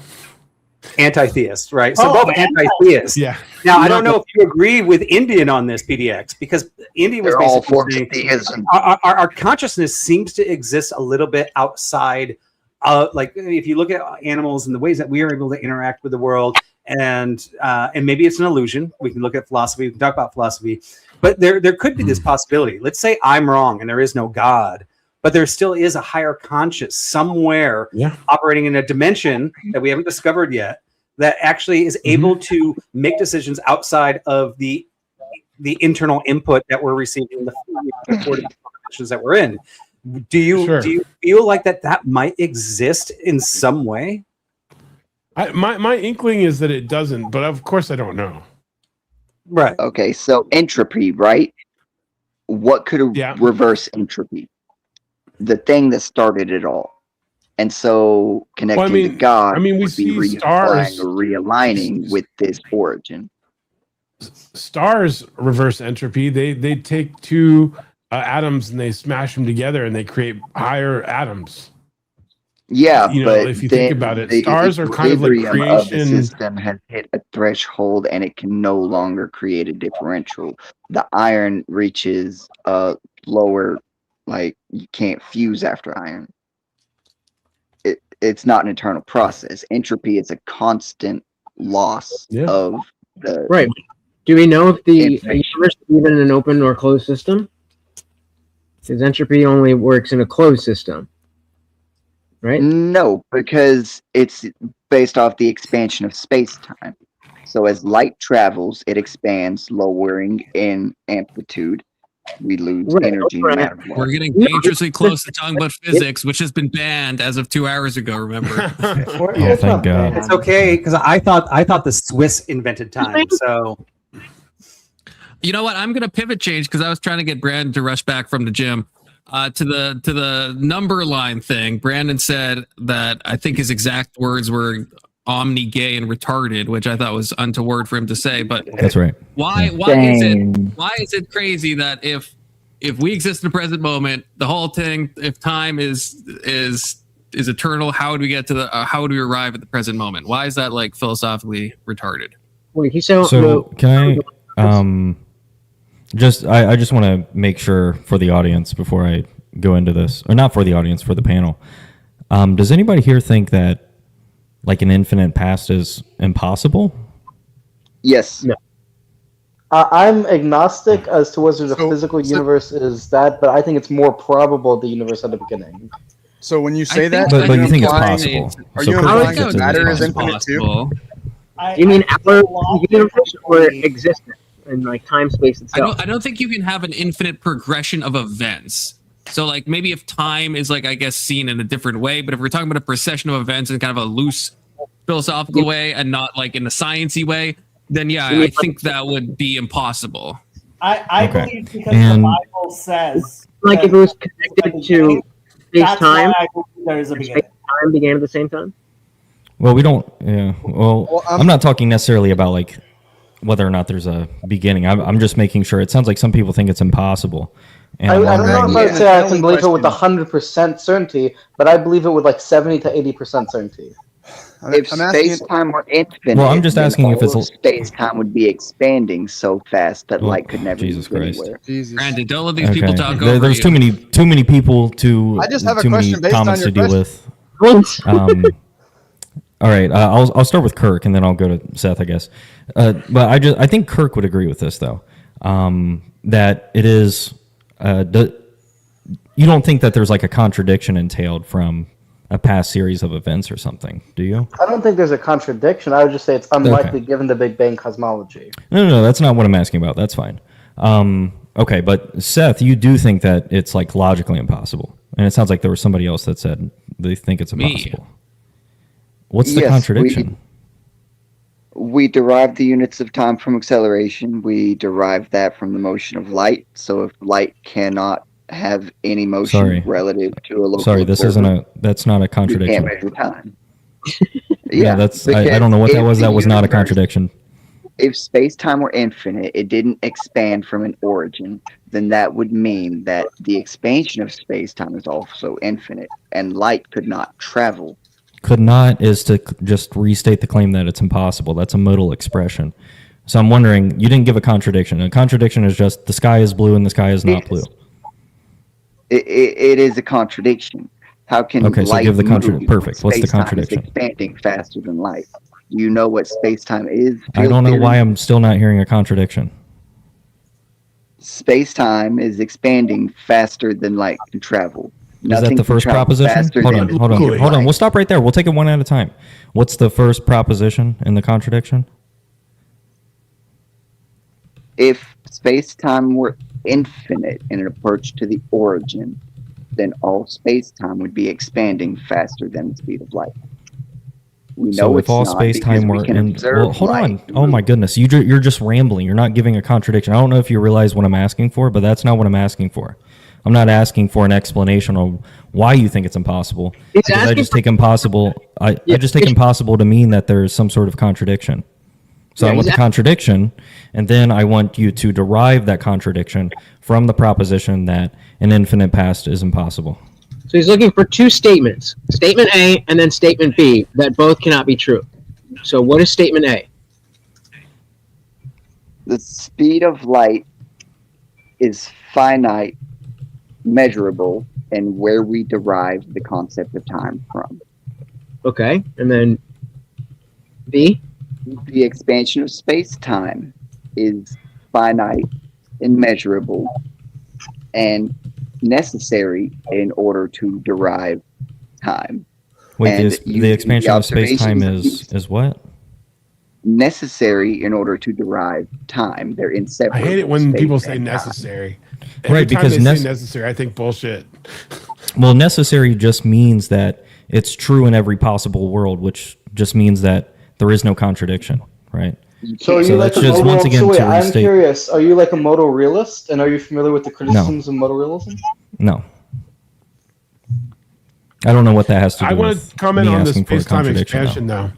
Well, because basically it Space-time is seems like you're saying that because you can, at a you local can say something level. is possible, that means there's a possible world where it exists. And I'm asking, like, that doesn't make sense to me.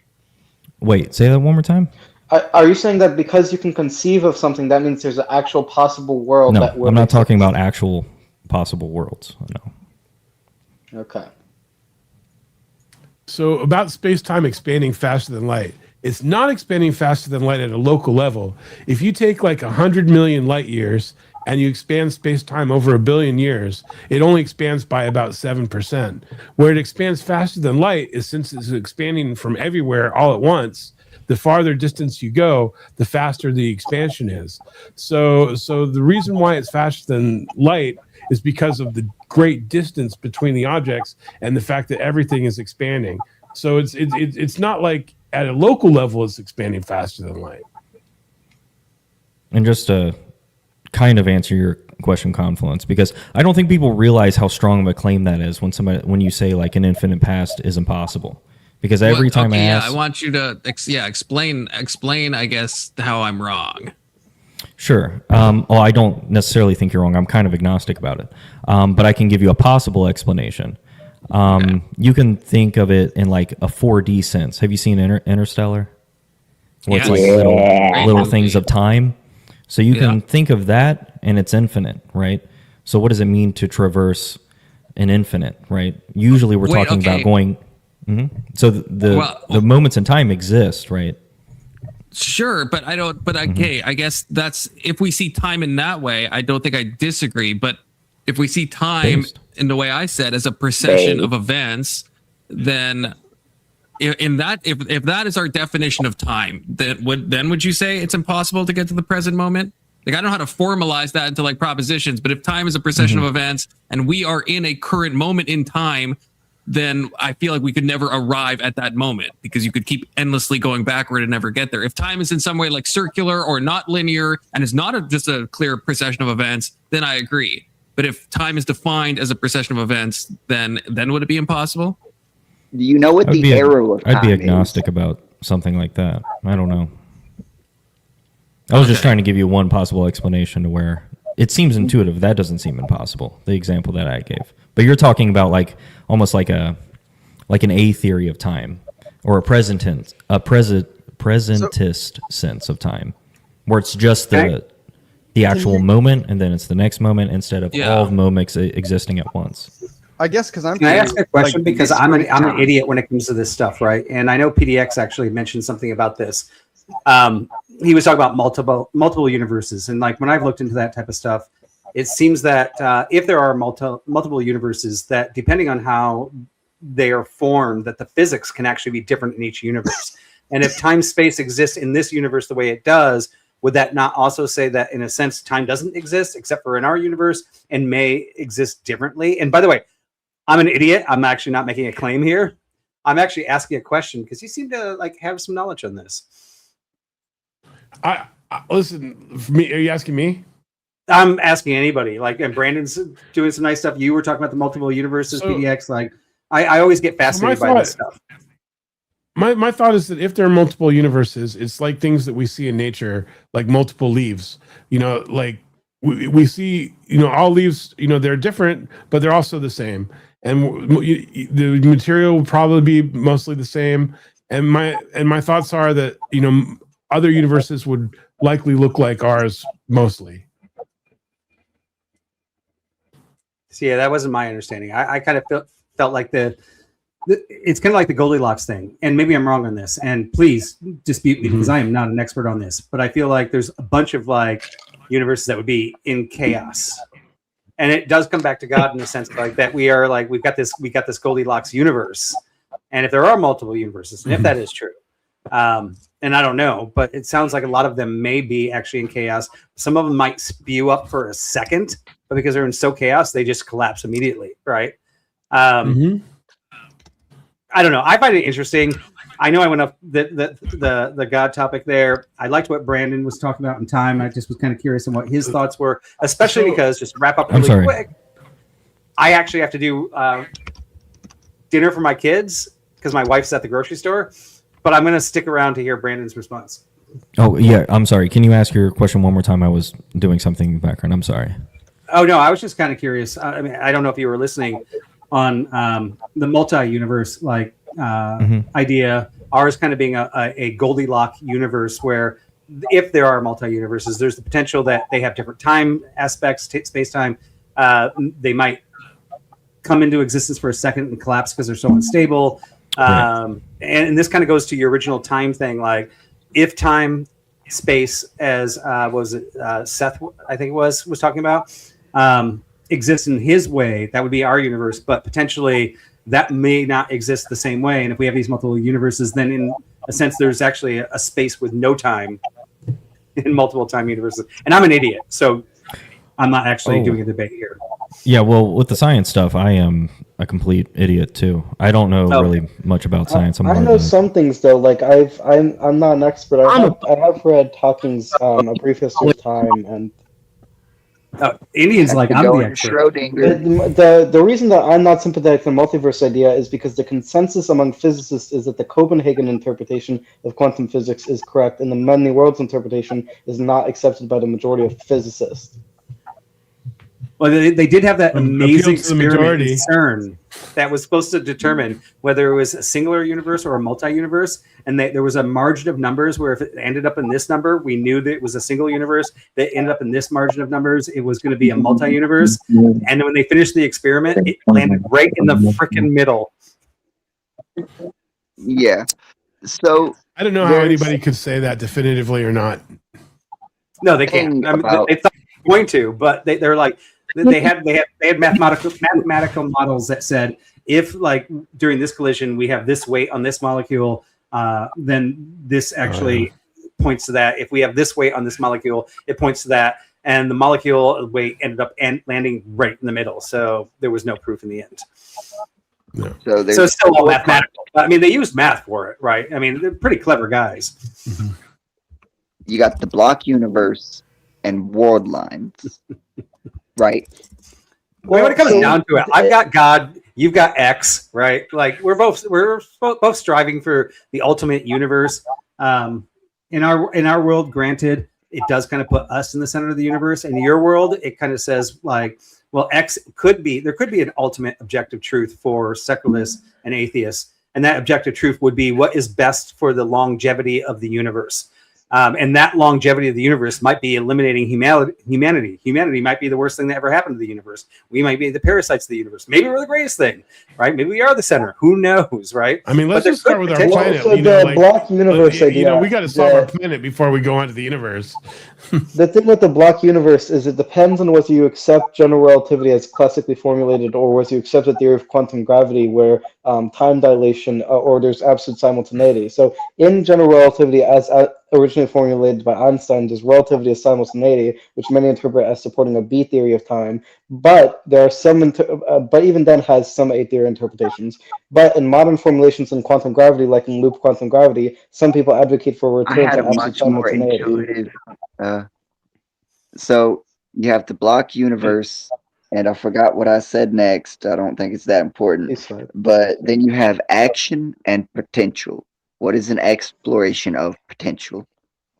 So action and potential, as I understand it for Aristotle, because I have read Aristotle's categories, basically potential is the capacity for something to happen under certain circumstances, and actuality is when that event has actually been actualized. In quantum physics, there are some physicists who interpret the superposition of the wave function as an example of potentiality. I think that I read that in Heisenberg's book, Physics and Philosophy, but I'm not familiar with how accepted Aristotelian metaphysics is among contemporary physicists. Hopefully it's not. Well, the question then becomes if the universe started from this singular origin of condensed mass energy that expands, what determines how it decomposes as it expands through the flat space-time? I'm sorry, repeat the question one more time. I didn't catch the end of that.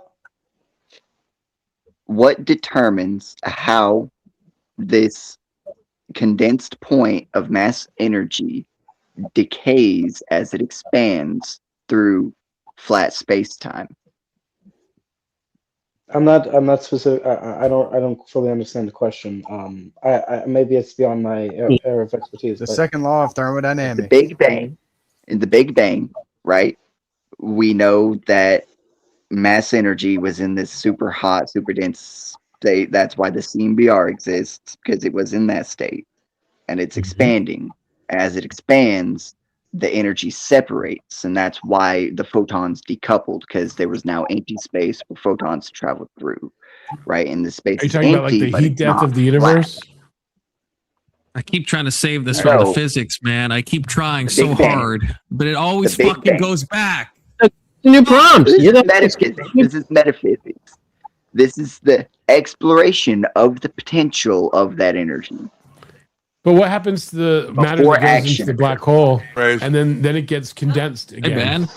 Hey, man. Oh, we got your twin How's it brother going? here. Yeah, this is the person we were saying you low-key look like, PDX. You guys kind of That guy looks like similar. that podcaster Mark. What's his name? Mark Maron. I've heard that before. Yeah. Ben, did you get new glasses? I found these in Chinatown. Oh. In Boston. People say they look like ladies' glasses. They look good. Yeah. We're talking about God, and we're desperately trying to not talk about physics. Okay, that's what everyone should be focused on. God, I'm so glad we're not having a nuclear war tonight. I thought we were going to have a nuclear war tonight. Yeah, right. I low key. I came on Power Plant Day didn't happen, thankfully. Yeah, I came on expecting to cover the end of the world, and then they're like, 2 weeks. 2 more weeks. Yep. I mean, what do all you Christians think of Trump, by the way? What a jerk. Well, most people on the panel, I think, that were Trump supporters are. I don't want to speak for everybody, but we're tired of winning, as Trump did promise us. We are tired of winning. Okay. He did promise that. If I was talking about it before, and Marilyn, hey babe. It's important I talk about magnets. Oh, thank God, we need that. Please. We do need some magnet energy in here. How the fuck did those work? Let her go. Should I just steam? Remember when he held the Bible up upside down? Be like, look, I'm so Christian. Yeah, tell PDX your theory of everything. Everything, please. No, seriously, everything is magnets. All atoms are magnets. There's no such thing as negative over here and positive over here. Man, I haven't got to pull up this in a come while. together. Marilyn, can we have the cam up, babe? Come on. Little eye candy. I'm in the dark. It's kind of a sausage party out here. Oh, I'm gonna move you. I think Brandon can handle you, and I'll put your doppelganger above you. There we go. I normally cam up, but I'm in the dark. And okay, but Marilyn, tell him Don't tell him that. What you think about everybody being God? Oh yeah, well let's go down that path. Okay, one sec. Wait, we can't talk about. Buck says, "I never voted for Trump. I knew better, suckers. I knew better." Yeah, sure. Check his Twitter. Probably so happy with. Oh, he is my resident lefty. Can I make a point about Trump though? Like, I get the criticism, but what do you think Kamala would be doing? Seriously. You know what I mean? Going to war with Russia instead. At least the guy's fucking crazy, but vote. like he is. I still don't regret my vote, but I'm getting close. But All I don't regret loan it. of $1 million is a fucking reference to the parable of the talents. I would never vote. That is so ridiculous. Voting is low-key a psyop if you think about it. Let's make love. Me and Jesus. Stockholm syndrome. Stockholm syndrome. Seriously. No, but in a way, he is playing the Zionist, right? By like kind of doing what they're saying and then not really doing it. Don't stick him with us. If you're surprised by He's all out. foreign policy by now, I don't know what to tell you. You're not a very smart person. Wait, what did you say, Jacob? Are you kidding me, Jacob? Are you kidding me? The no new wars guy? We should have expected all these Middle Eastern side quests. Yeah, but he's doing fake wars. Trump is doing fake wars. They're not real wars. Yeah, the Iran thing is getting pretty close. I mean, it's getting. I wouldn't say Venezuela is a new war, but Iran. Venezuela is a clown. Here's the thing about it. I agree. They declared war on Iran. us. Islam, by its own doctrine, the religious identity supersedes national identity, right? They have declared war on the United States, and the president has the power to respond to that before Congress can decide to act. Who's declared Doesn't war? matter. There's no statute of Muslims? limitations on that until they Are you a Jew undeclare too? war. Are you the other Jew? I mean, Jesus. Just say, are you a member of the Hollywood? No, I need to know who's the Jew and who's for Trump and what's happening. Like, which I'm It Jewish only and I took hate Trump. 60 seconds for this to I'm turn to honestly the worst. considering converting to Judaism. I'm just trying to I'm an understand what's atheist, happening. Can I throw something out there? So I used to be a never Trumper. when he came down the elevator, I was a default liberal that didn't know shit about Jack. And my idea of paying close attention was watching MSNBC, Fox News, and CNN to get all the information. And so Lord. eventually he got screwed over. And yes, unfortunately, I did feel the burning desire to not have the world explode, which is what they were telling me. So yes, I did vote for Hillary. But after that, I was, getting progressively red-pilled. And so in 2017, when the whole thing with North Korea was going on, and we had the we'll bring the fire and fury, I was starting to get red-pilled, but I was like, oh, shit, because my dad's been for Trump since the beginning. So I'm like, Dad, this is the kind of shit that makes me feel like I'm not comfortable. We're talking with a crazy dictator who, supreme leader, all that stuff. You're going to talk like this? And, this is part of the plan. He's the art of the deal. I'm like, oh, my God, come on. He can't possibly fucking know this, that, and the other. But then he was right. And so I was just saying on my other stream, how many times can we watch the man step on a banana peel and end up doing a backflip before we understand that this man just knows how to do backflips? I don't like the luckiest president. He is the luckiest president we've ever had. The question is there any talent behind all that luck? And I don't think it matters. I don't think we can speak on it until we figure some stuff out. Foreign governments.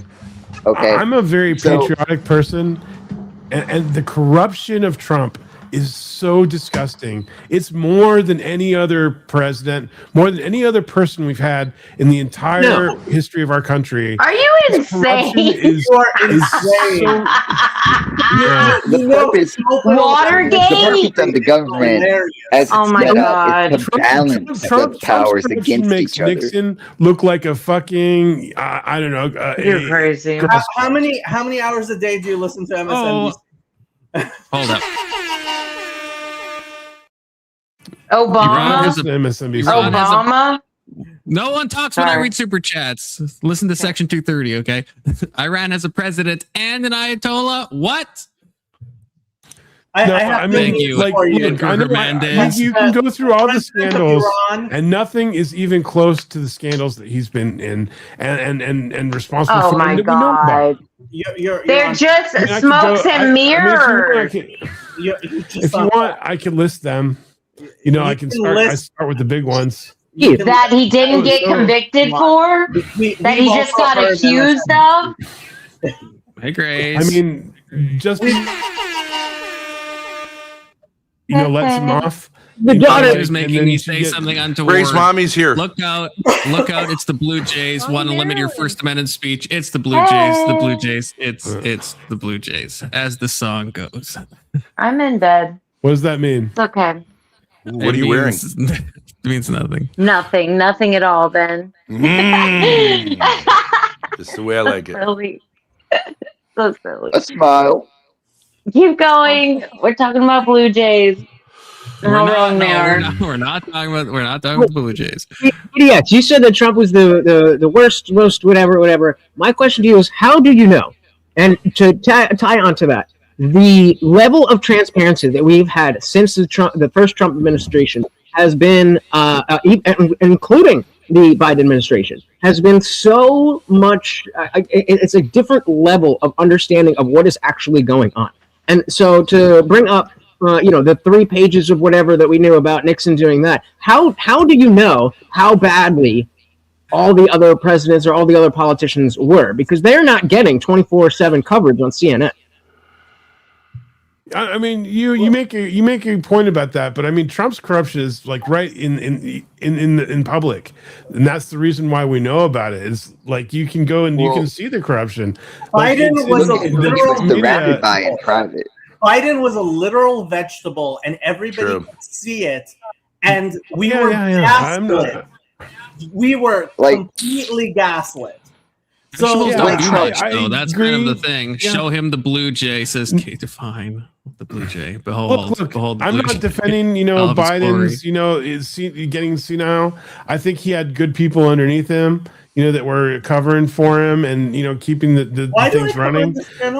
But no, he's old. He's old. No longer able to do the job. I agree. Biden's daughter said he molested her and would take in showers with her when she didn't want That's to. not true. They That's have not true. pictures That's of not him true. and young children. That That's is true. not true. She wrote a whole book about it. No, Marilyn, we've looked at this quote. She said that she took a shower and she felt uncomfortable because she thought she was too old. We can't. Oh that's bad. my That's God! Have you read her book? Yes. Have you seen Hunter Biden's laptop? There we go. Hunter Biden's laptop. She never said we can't put $2 that on old Biden. Okay? From We can't Saudi put that on Arabia. PDX, did you vote $2 billion Jared Kushner gets from Saudi Arabia. Hunter Biden is a great Hunter Biden had no merit to do the deals he was making. He didn't have that. He wasn't a part of the administration. He wasn't a member of the administration. Yeah. Ever heard of Burisma, PDX? Okay. Money laundering. But let's talk about the child pageantry. Pallets of cash because from the Trump Ukraine. went live on air, Let's stared talk about- directly at the American people. Yeah, three yeah. times in All that row, stuff saying happened, that but this is still, legal. the personal corruption of Trump is just off the scale. Like when you look at Trump media, when you look at the money that he gets from everywhere, when you look at what he does to the law firms, the law firms that he doesn't like, you don't have access to public buildings. I am but so I mean, happy like this about is that. how. That is Why? anti-corruption for the first time we've had it. Like what he's doing to the law firms is actually fighting corruption for the first time in my life. That's not fighting corruption when you say That is exactly if you don't agree with me, your lawyers can't walk into public buildings. That's corruption. What do you think those lawyers were doing? What do you think those lawyers were representing doing? their clients? Yeah, who are their clients? How are they representing their clients? Justice. Why did Trump's lawyers? They're not going to court, my dear friend. They're going and talking to the deep state. It was 100% corruption, and all of those lawyers are corrupt. Every single one of them.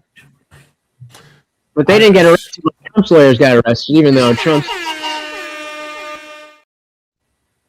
Let me finish. Imagine supporting Iran when they had a president and Ayatollah equal supreme leader of their Islamic beliefs. You were not American. I mean, kind of based. I mean, support the people. Don't support the Ayatollah. Do we agree with that? Do you know why they had an Ayatollah though? Yeah, I understand the Shah and all that. The autocratic theocracy. Like, look, we've made mistakes. Okay, PDX, we have to fix them now. Directly from Joy Reid. Like, do you disagree with Joy Reid about anything? Wait. Can we? I have a more fruitful direction to go. So, PDX, did you you voted for Kamala? Yeah. I would. No, she wasn't my first choice though. I would have picked a different liberal. Yeah. Fair. She's literally saying. Who would you have picked? Because I'm curious. Wait. I like look Bernie at her Sanders. star I like Elizabeth Warren. Primaries. Let me get the question out. So, PDX, what do you think would be practically, meaningfully better about America if Kamala had won? I think that she wouldn't have done these insane tariffs that are like blowing up our economy. Like I think those are crazy. Probably true. I think the corruption wouldn't be there. I mean, like you'd have your standard glad handing.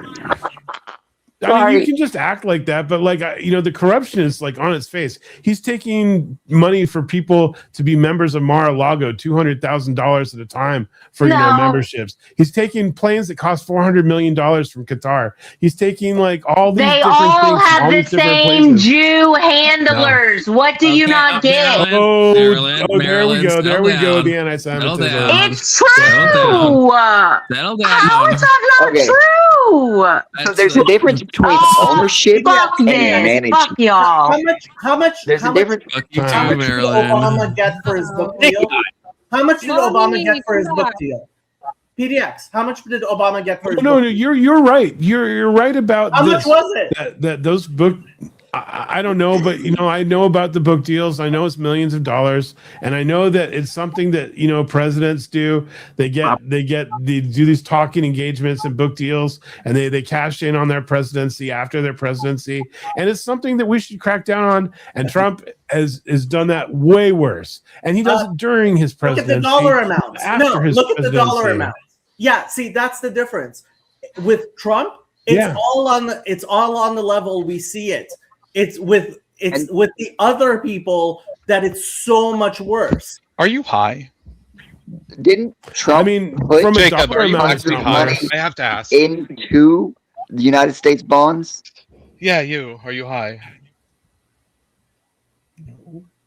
Do you prefer your politicians to not care if they're like plainly and obviously I prefer corrupt? my politicians to be held accountable by the media, and that's why I prefer Trump, because there's actually media covering all of his corruption. Just to be clear, if he's being corrupt, you prefer him to do that out in the open and then have nobody do anything I about prefer definitely to know about it than not know about it. Yeah. Even if no one does anything about it. 100%. Alex, your question. I think we both.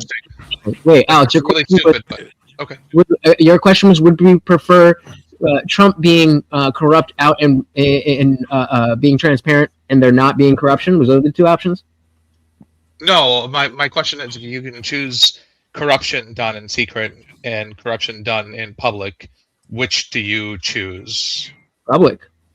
Well, there's also legal Are you sure about corruption. that? No, let me sure about that? Alexander. If you practice corruption in private, you're going to do it in public. I wish that we lived in a system where corrupt politicians were actually held accountable and there wasn't corruption. This is why in 2016 I was anti-Trump. But when Trump showed me what the system looks like, I was like, blow this shit up. Blow this shit up. What sealed the deal for me was my opponent is a liar and cannot be trusted. You voted for. That needs to be talked about more. So here's And yes, we do read all super chats. Confluence has been voted the best anti-Blue Jay panel, beating Nicholas J. Fuentes. That is not true. That is not true. That's not true. Thank you, K2, for the $5. Not true. If I can, the reason why it's not good when politicians are openly corrupt is because it's shown that there's no more legitimacy in the system, that we don't even have the air of trying to prevent corruption, right? Whereas before, when you were corrupt, you had to do it in secret, and if there was a decent chance you can get caught, then you just couldn't do it at all.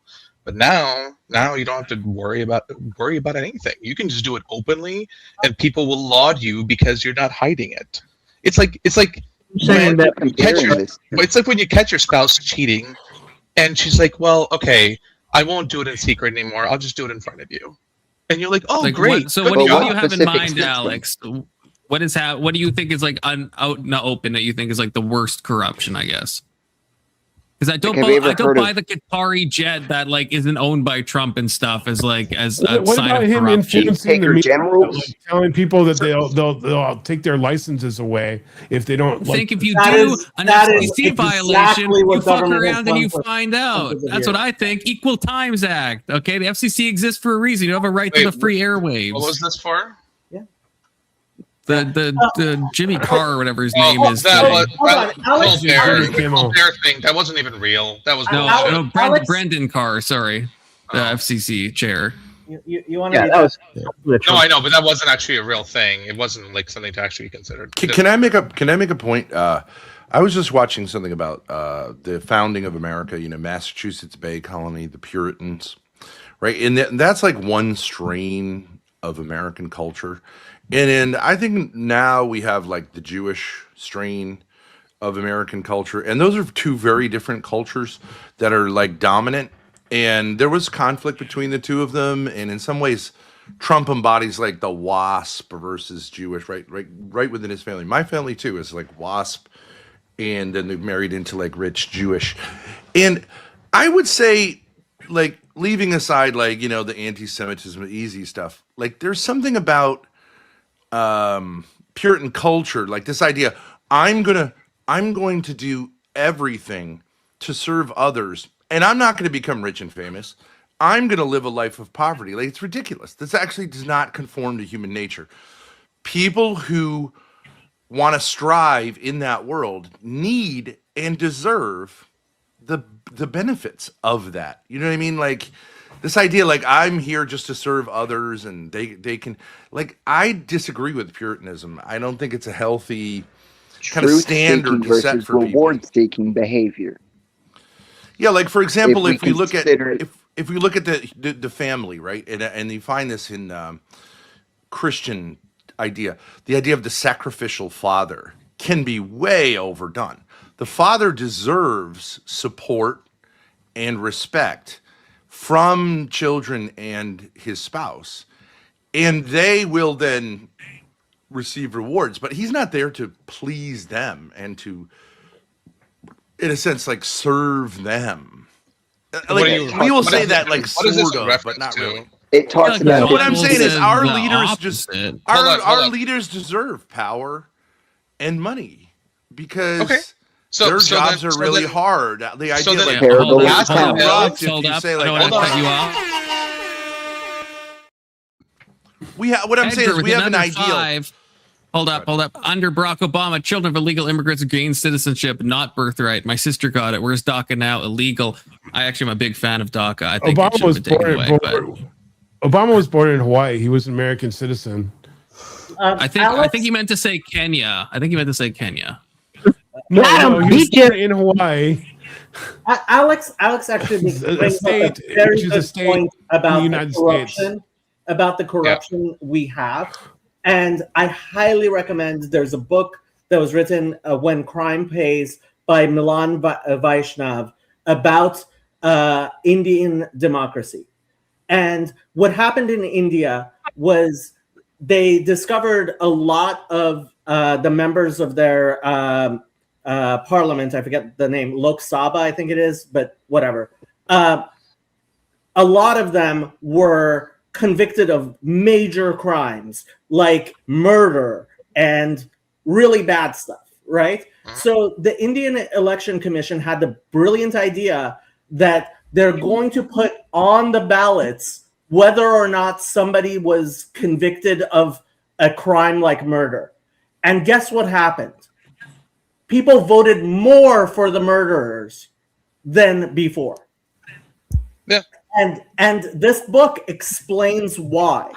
Because when you live in a corrupt system, and when people feel the system is corrupt, being convicted, and that's why when they went after Donald Trump, that's why his mugshot was so huge. And we've known this since 2016. That book I read in 2016. If you realize how bad the evident corruption is right now, that is why we have Trump. And the only way through it is to stop with the ridiculous corruption that the Democratic Party has been doing, which is far, far worse than Trump. That's the point of having this police. You know what? Hold on. Maybe you're right. Maybe it is far, far worse. But here's the thing. What I do know about that is when they got caught, they resigned. When they got caught, they went to jail. That's true. Yeah. Did Biden resign? Hold on. Things actually happened, right? Did Biden Can we be clear? Right now, Biden stepped down from running again when it was realized how bad his condition was. The guy who put the money in his freezer, he had to resign, and the other guy from New Jersey, he was prosecuted against by the government and he had to resign. We don't let our people do illegal corruption. When we find out, we don't tolerate it. But for some reason, when you guys are tolerate it. When you guys are saying corruption, I just want to get clear. Are you guys talking about breaking norms, breaking laws, or both? Well, that's a good point, Brandon. That's a very good point. infringing because upon the there rights is of others. legal corruption that exists all over the place.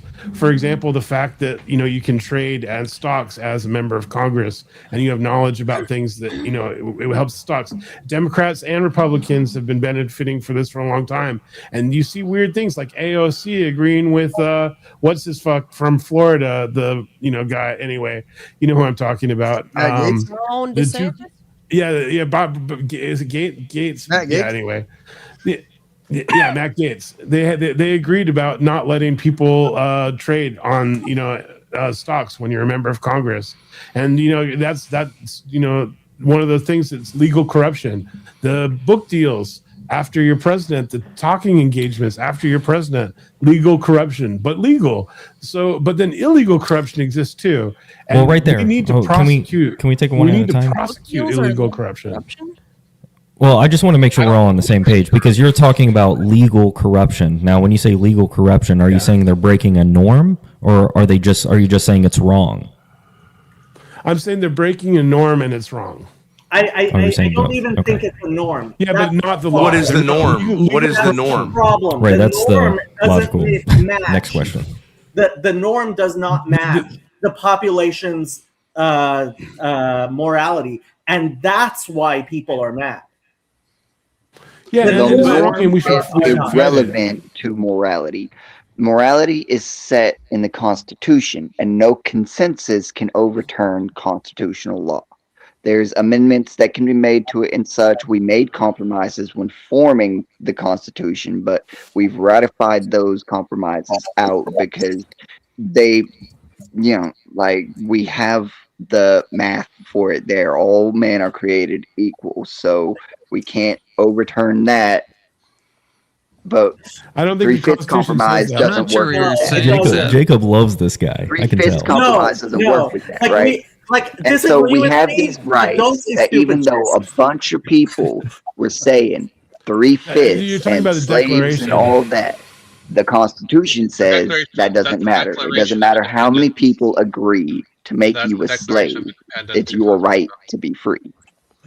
I think one thing we often miss on the internet is what it's like to be on top and what it's like to be a leader and what it's like to have to negotiate in actual reality. It's very easy for us, and I know this as a Catholic, like it's easy to say priests are bad, bishops are bad, but if we don't contribute to making it better and we just criticize, you're going to get worse and worse priests and worse bishops. Isn't that also true of cops? If you're constantly criticizing cops and all they can do is wrong, aren't you going to get worse and worse quality cops? And then you're going to, you'll have a feast day for the crap cops who come in because they'll be basically gangsters. But like, how are we solving the problem by criticizing? Don't we have to also like champion police? Because it's an endless spiral downwards. We have to. I think it has to be. I think it has to be the ones both. that aren't corrupt. We can't champion the corrupt ones. That But doesn't- who would you, why would you go into politics unless you're going to get money and pussy and you know what I mean? Like why would you? It's brutal. You want to, well, we got to fix that problem. Because you want to help society. Yes, actually, that's Well, I mean, the it's whole just point. because what you want to. But I mean, like for example, here in Rhode Island, we have a rich tradition of corruption. Where the mafia, because we have a lot of Italian Americans, the mafia had a big role, and we had an Italian mayor of the main city. He made deals, right? He was dirty, but he actually helped the city while making deals. And there's no way, when you have a certain level of corruption, you're not going to make deals. And I would say, for example, today, how as a leader, you could say, well, you shouldn't respond to the Zionist lobby. Okay, but no one seems to be able to do that. However they do it, they seem to get you one way or another. So maybe A mob Trump boss is going. helped us take Sicily in World War II. It's very easy to say, On a deal. don't be corrupted by AIPAC. Don't be corrupted by the Zionist lobby. And yet, when Netanyahu comes, everyone gets up, stands up, with the exception of two people, maybe.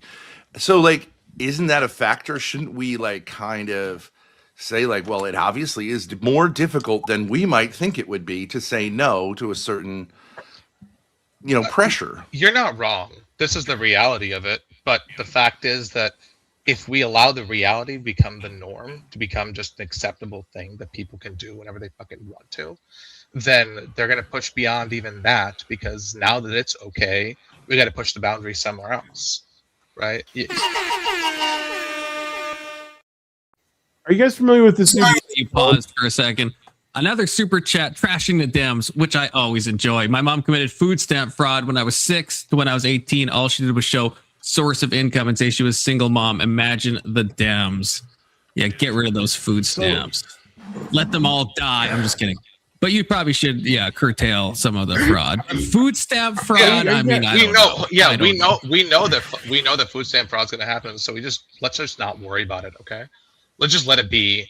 Because I mean, if you're going to try that hard, you deserve something out of it, right? Like this kind of argument can become stupid in an absurd way very quickly. It can. And there's a reason why we want to avoid even getting close to making these the norm, right?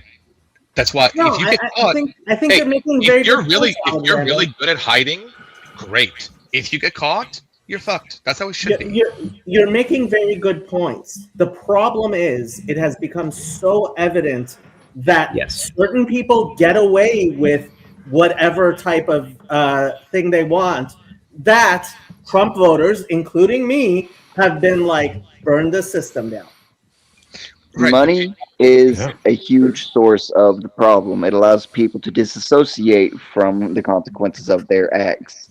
And it is just an outdated piece of communications technology.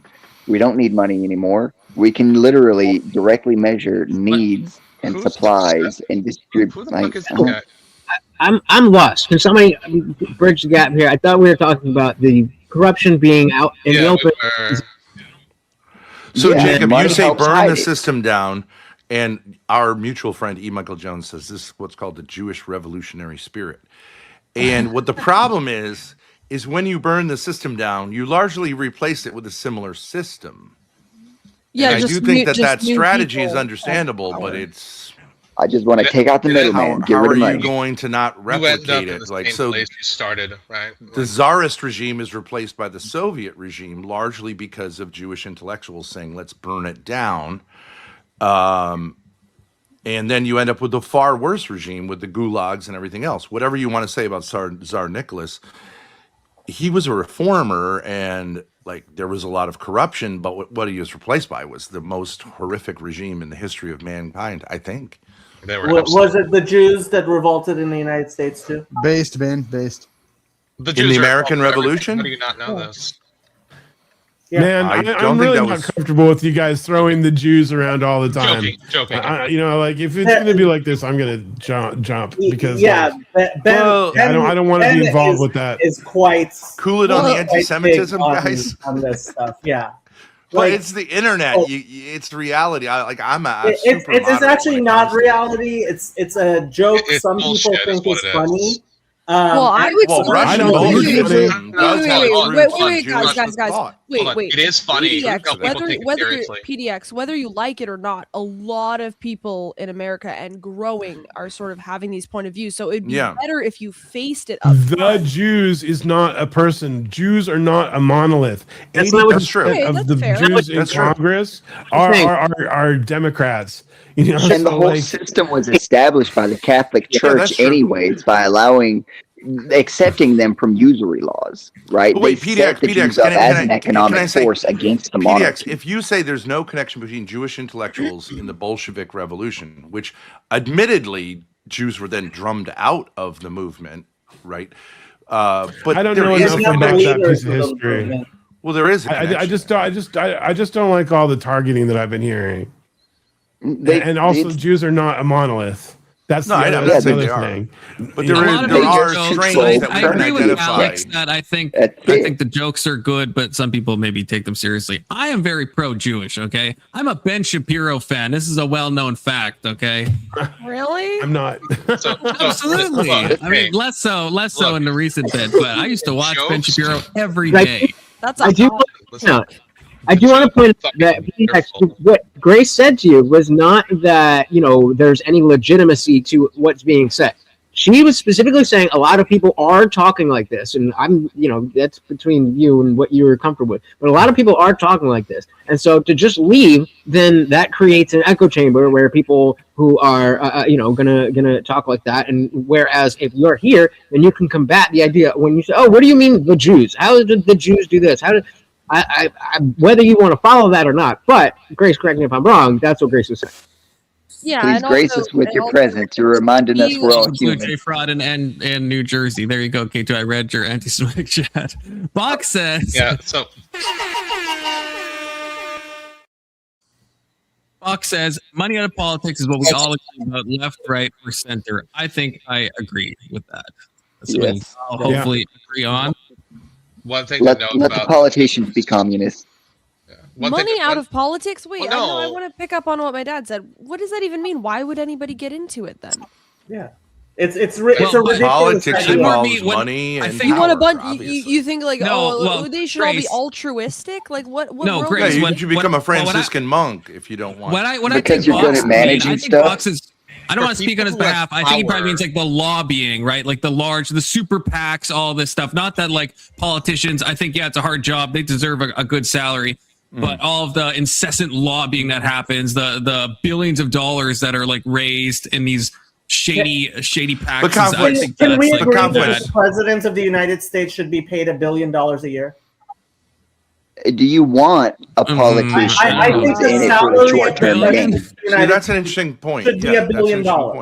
Yeah, that's an interesting point because then you don't have to scrap.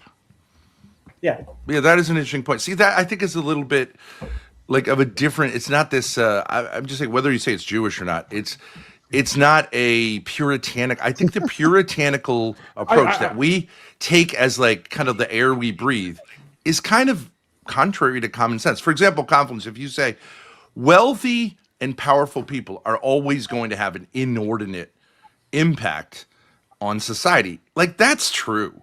And there are always going to be those who are more wealthy and powerful. So to say like, oh no, everyone should be exactly equal. I'm not saying that. I think there's one country, I think it's France, which maybe is a bad example because everyone hates France, but I think France made it illegal to have these like large contributions to their political parties. That's the kind of stuff I'm talking about. I'm not saying everyone should be equal. I'm not saying we shouldn't have any like personal contributions, but when you have these super PACs getting together, funneling untoward amounts of money into political stuff. I mean, this is what you were even complaining about, Ben, with like AIPAC and stuff, right? Yeah. Like that's there's a lot of lobbying from these special interest groups that just like do. I know, but like if you prevent them from doing one thing, they'll do it another way.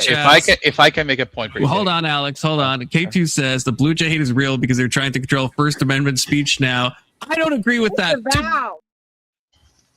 Not all Blue Jays do that. What's this what's this Blue Jay thing? I didn't even know what you're talking about with all this. It's about Argentinians. It's about Argentinians. Show your overlay. Show your anti-Semitic overlay. Come on. You didn't. I don't even know what you're possibly talking about. I saw the overlay.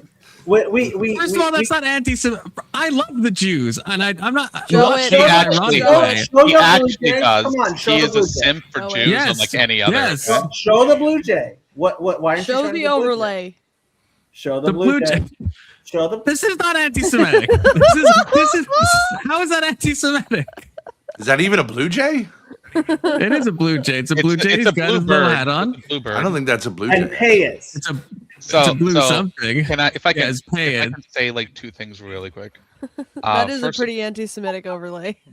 It is. It's not an anti-Semitic overlay. Kind of it.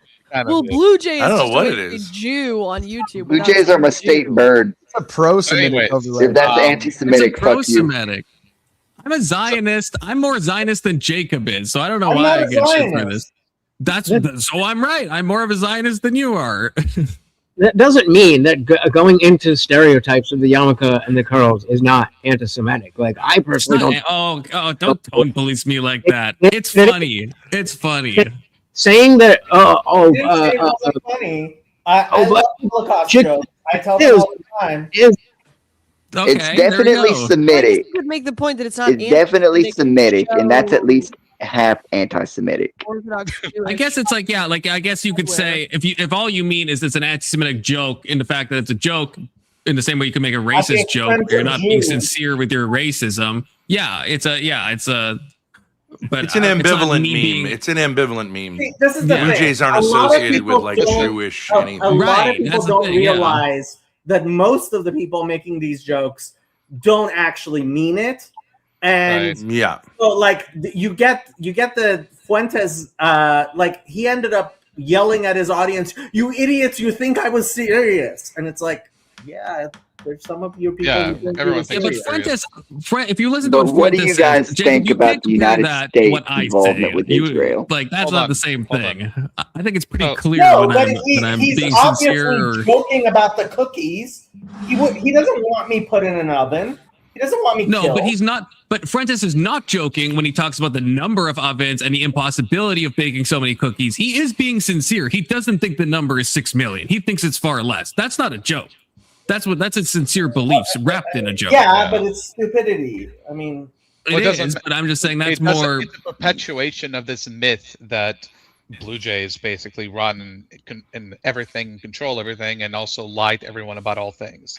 But the problem with Blue Jays do? That's the trope, right? That's the Blue Jays are known for lying? Apparently. Well, I mean, birds aren't real, so obviously some people say that.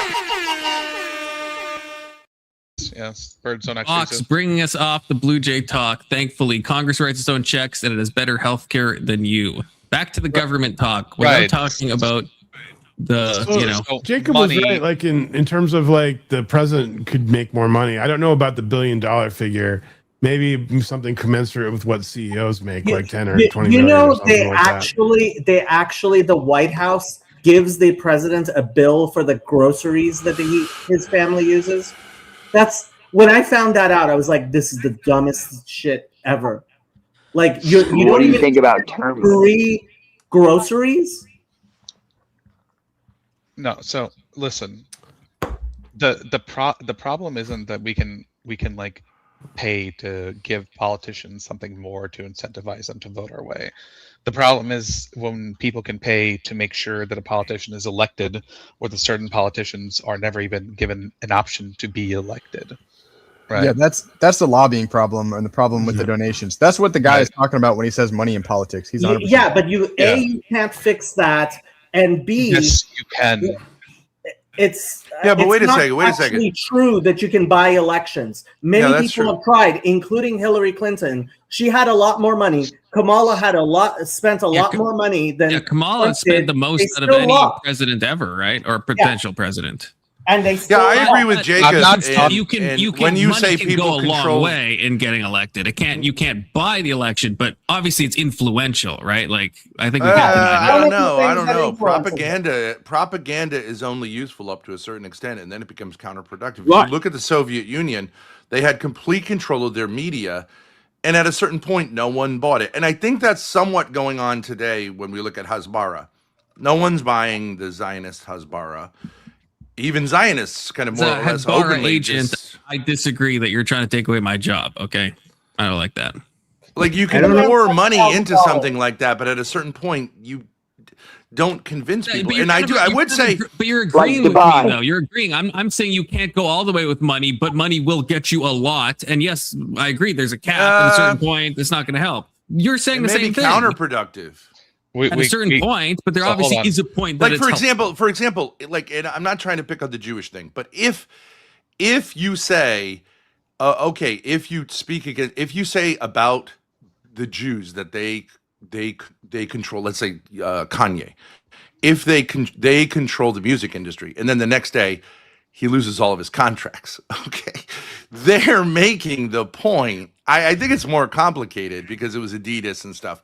But if you immediately get fired from your job after saying, I might get fired from my job for saying this, it kind of like, no, it doesn't. It's kind of hard to avoid. Correlation is not causation. Actually true. If you say something that's like very correlation is not causation. Or like, oh, this was a really bad thing that you said, and they get rid of you. It doesn't mean that group, like you could say, like, get it. I fucking hate orphans. I want all orphans to die, and then you get fired. It doesn't mean the orphans are running everything. Kanye was not fired by the Jews. He lost contracts with Adidas and stuff like that, and that's not.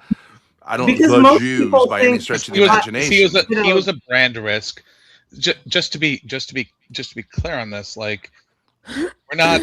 He was a fucking brand risk. He should have been fired. Well, but my point about the Jews is, let's say there is a small population that has inordinate. Okay, whatever.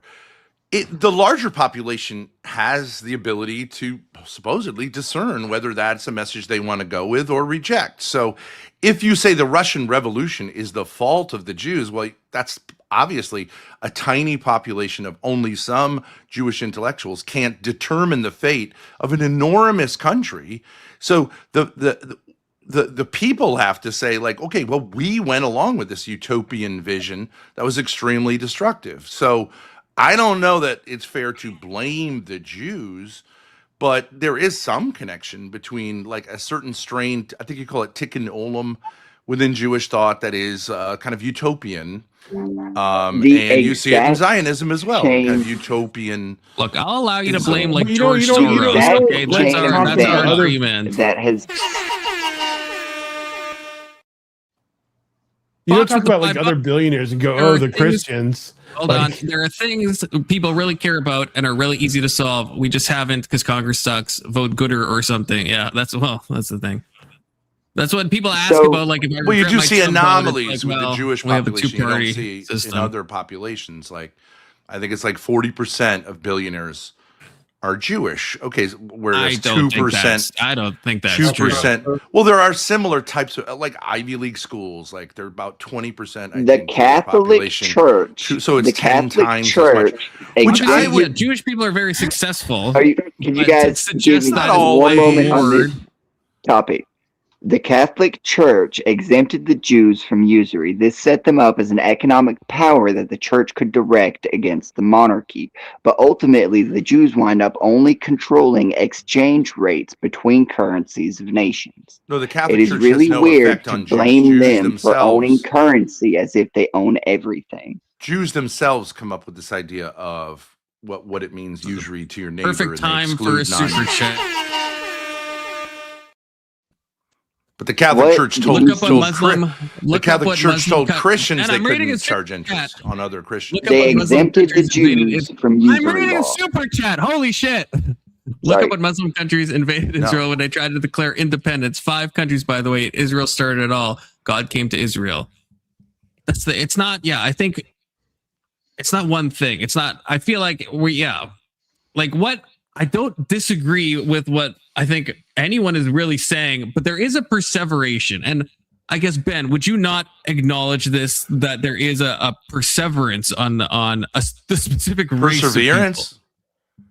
I don't know what word you're using. No. Maybe, am I saying the wrong thing? Perseverance means like staying with something. When you perseverate on something. I don't know what the noun form of that is, but perseverate on the Jews. Perseverate's a real word. The repetition of actions, thoughts, or verbal patterns that an individual performs without control. Yeah. Like, it's like, yeah, I mean, you have some weird, like, more dictionary of archaic English terms that you like. That's like a normal word. Perseverate. I can't be the only one that's heard this word. It's like an autistic person repeating, like, bubble, bubble, bubble, bubble. When you're saying, like, kind of fixate? You're kind of saying, like, fixate? Yes, yeah.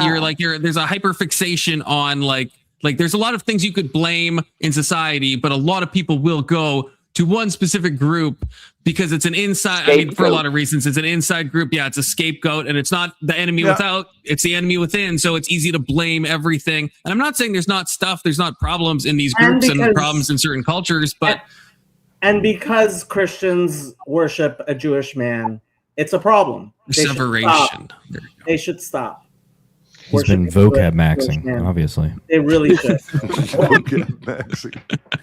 Well, even if we take it outside of this, and let's just talk about black people, because this is a similar type of thing. And when I finally understood where Nick Fuentes was coming from, like talking about the Jews, it's just a very clunky way to talk about the people who I'm talking about that are Jewish. And so if we take it outside of that, and it is not incorrect to say that blacks per capita commit the majority of violent crime. But we have an understanding of when we say that. We're not saying, oh, this is because they are black. It is a more observational thing. And that when people talk about the Jews, I've found that is more the framing. That it's not about you fall under this category. It's that the category of people that I'm talking to are all Jewish. Or you could go to the Somalis in Minnesota. We're not saying that because you are in Minnesota and you're Somali, you must be committing fraud. But it is overwhelmingly Somali fraud happening. Yeah, why are you saying we don't say that? Obviously, we do say that. Well, that's what I'm saying. That's what I'm trying to. The problem is common thing. We speak this way, but the anti-Semitism of it all has been. When you say, is it cultural or is it actually like genetic or something like that? It's natural that you would ask those questions. Right, but I'm saying just the term itself. It's not. It's not something like we'd say not all, but that's baked in. When we say problem is that these people don't actually know what they mean by Jewish. There's a lot of people, I'm guessing in the chat, who think Peter Thiel is Jewish. He's not Jewish. Jewish people don't know what Jewish means. I've found. You're talking to the wrong Jewish people. I mean, it is a weird thing to be like. I think it's a religion. I don't think and not choose God. It's a culture. It's a race, and it's a religion. Confluence has to not go, a race for sure. It's not bed. No, it's a race. This is a great discussion. Yeah. But no, I will, if you guys want to keep the party Arab going. Jews, European Jews. Hold on, you guys. Hold on, you guys. If you guys want to keep. Hold on, please. Hold on for a second. If you want to keep the party going. Oh, not you, IJ? Are you going to bed? I was about to rage you. I mean, you picked the worst times, but all right, fuck it. We'll go for an hour. You want to go for an hour? Let's go for an hour. Okay, good. Thank you. Go here. Trickier says, thank you for the new word. Perseverate is real. It is. Edgar says Egypt, Iraq, Jordan, Lebanon, and Syria. Yes, those are the countries. For me? Is there a what? Is there a question for me? Because I have to go. I'm leaving right now, so I'm just saying goodbye to everyone, and then I'm rating you guys over lunch. And over here. Thank you to everyone. And I hope you guys, the new people, Seth, PDX, I hope you guys join a Discord or at least come back. I understand if you don't want to, but you could if you think about it. And thank you to all of these great people. So many super chats. I love all of you. Look at all this. This is crazy. Thank you, Edgar. Thank you, K2. Thank you, everyone. I don't want to say everyone because I'm going to miss people. Box, Trickier, Edgar again, Big Soda, K2, did I say K2? I think I thanked maybe everyone, but if I forgot one of you, I'm really sorry. Kokomo and a PDX. I will rate you guys to IJ. I go live every day at around 7 to 8 p.m. Central Standard Time. So 07s, guys, I'll send you over. God bless all of you. Peace out.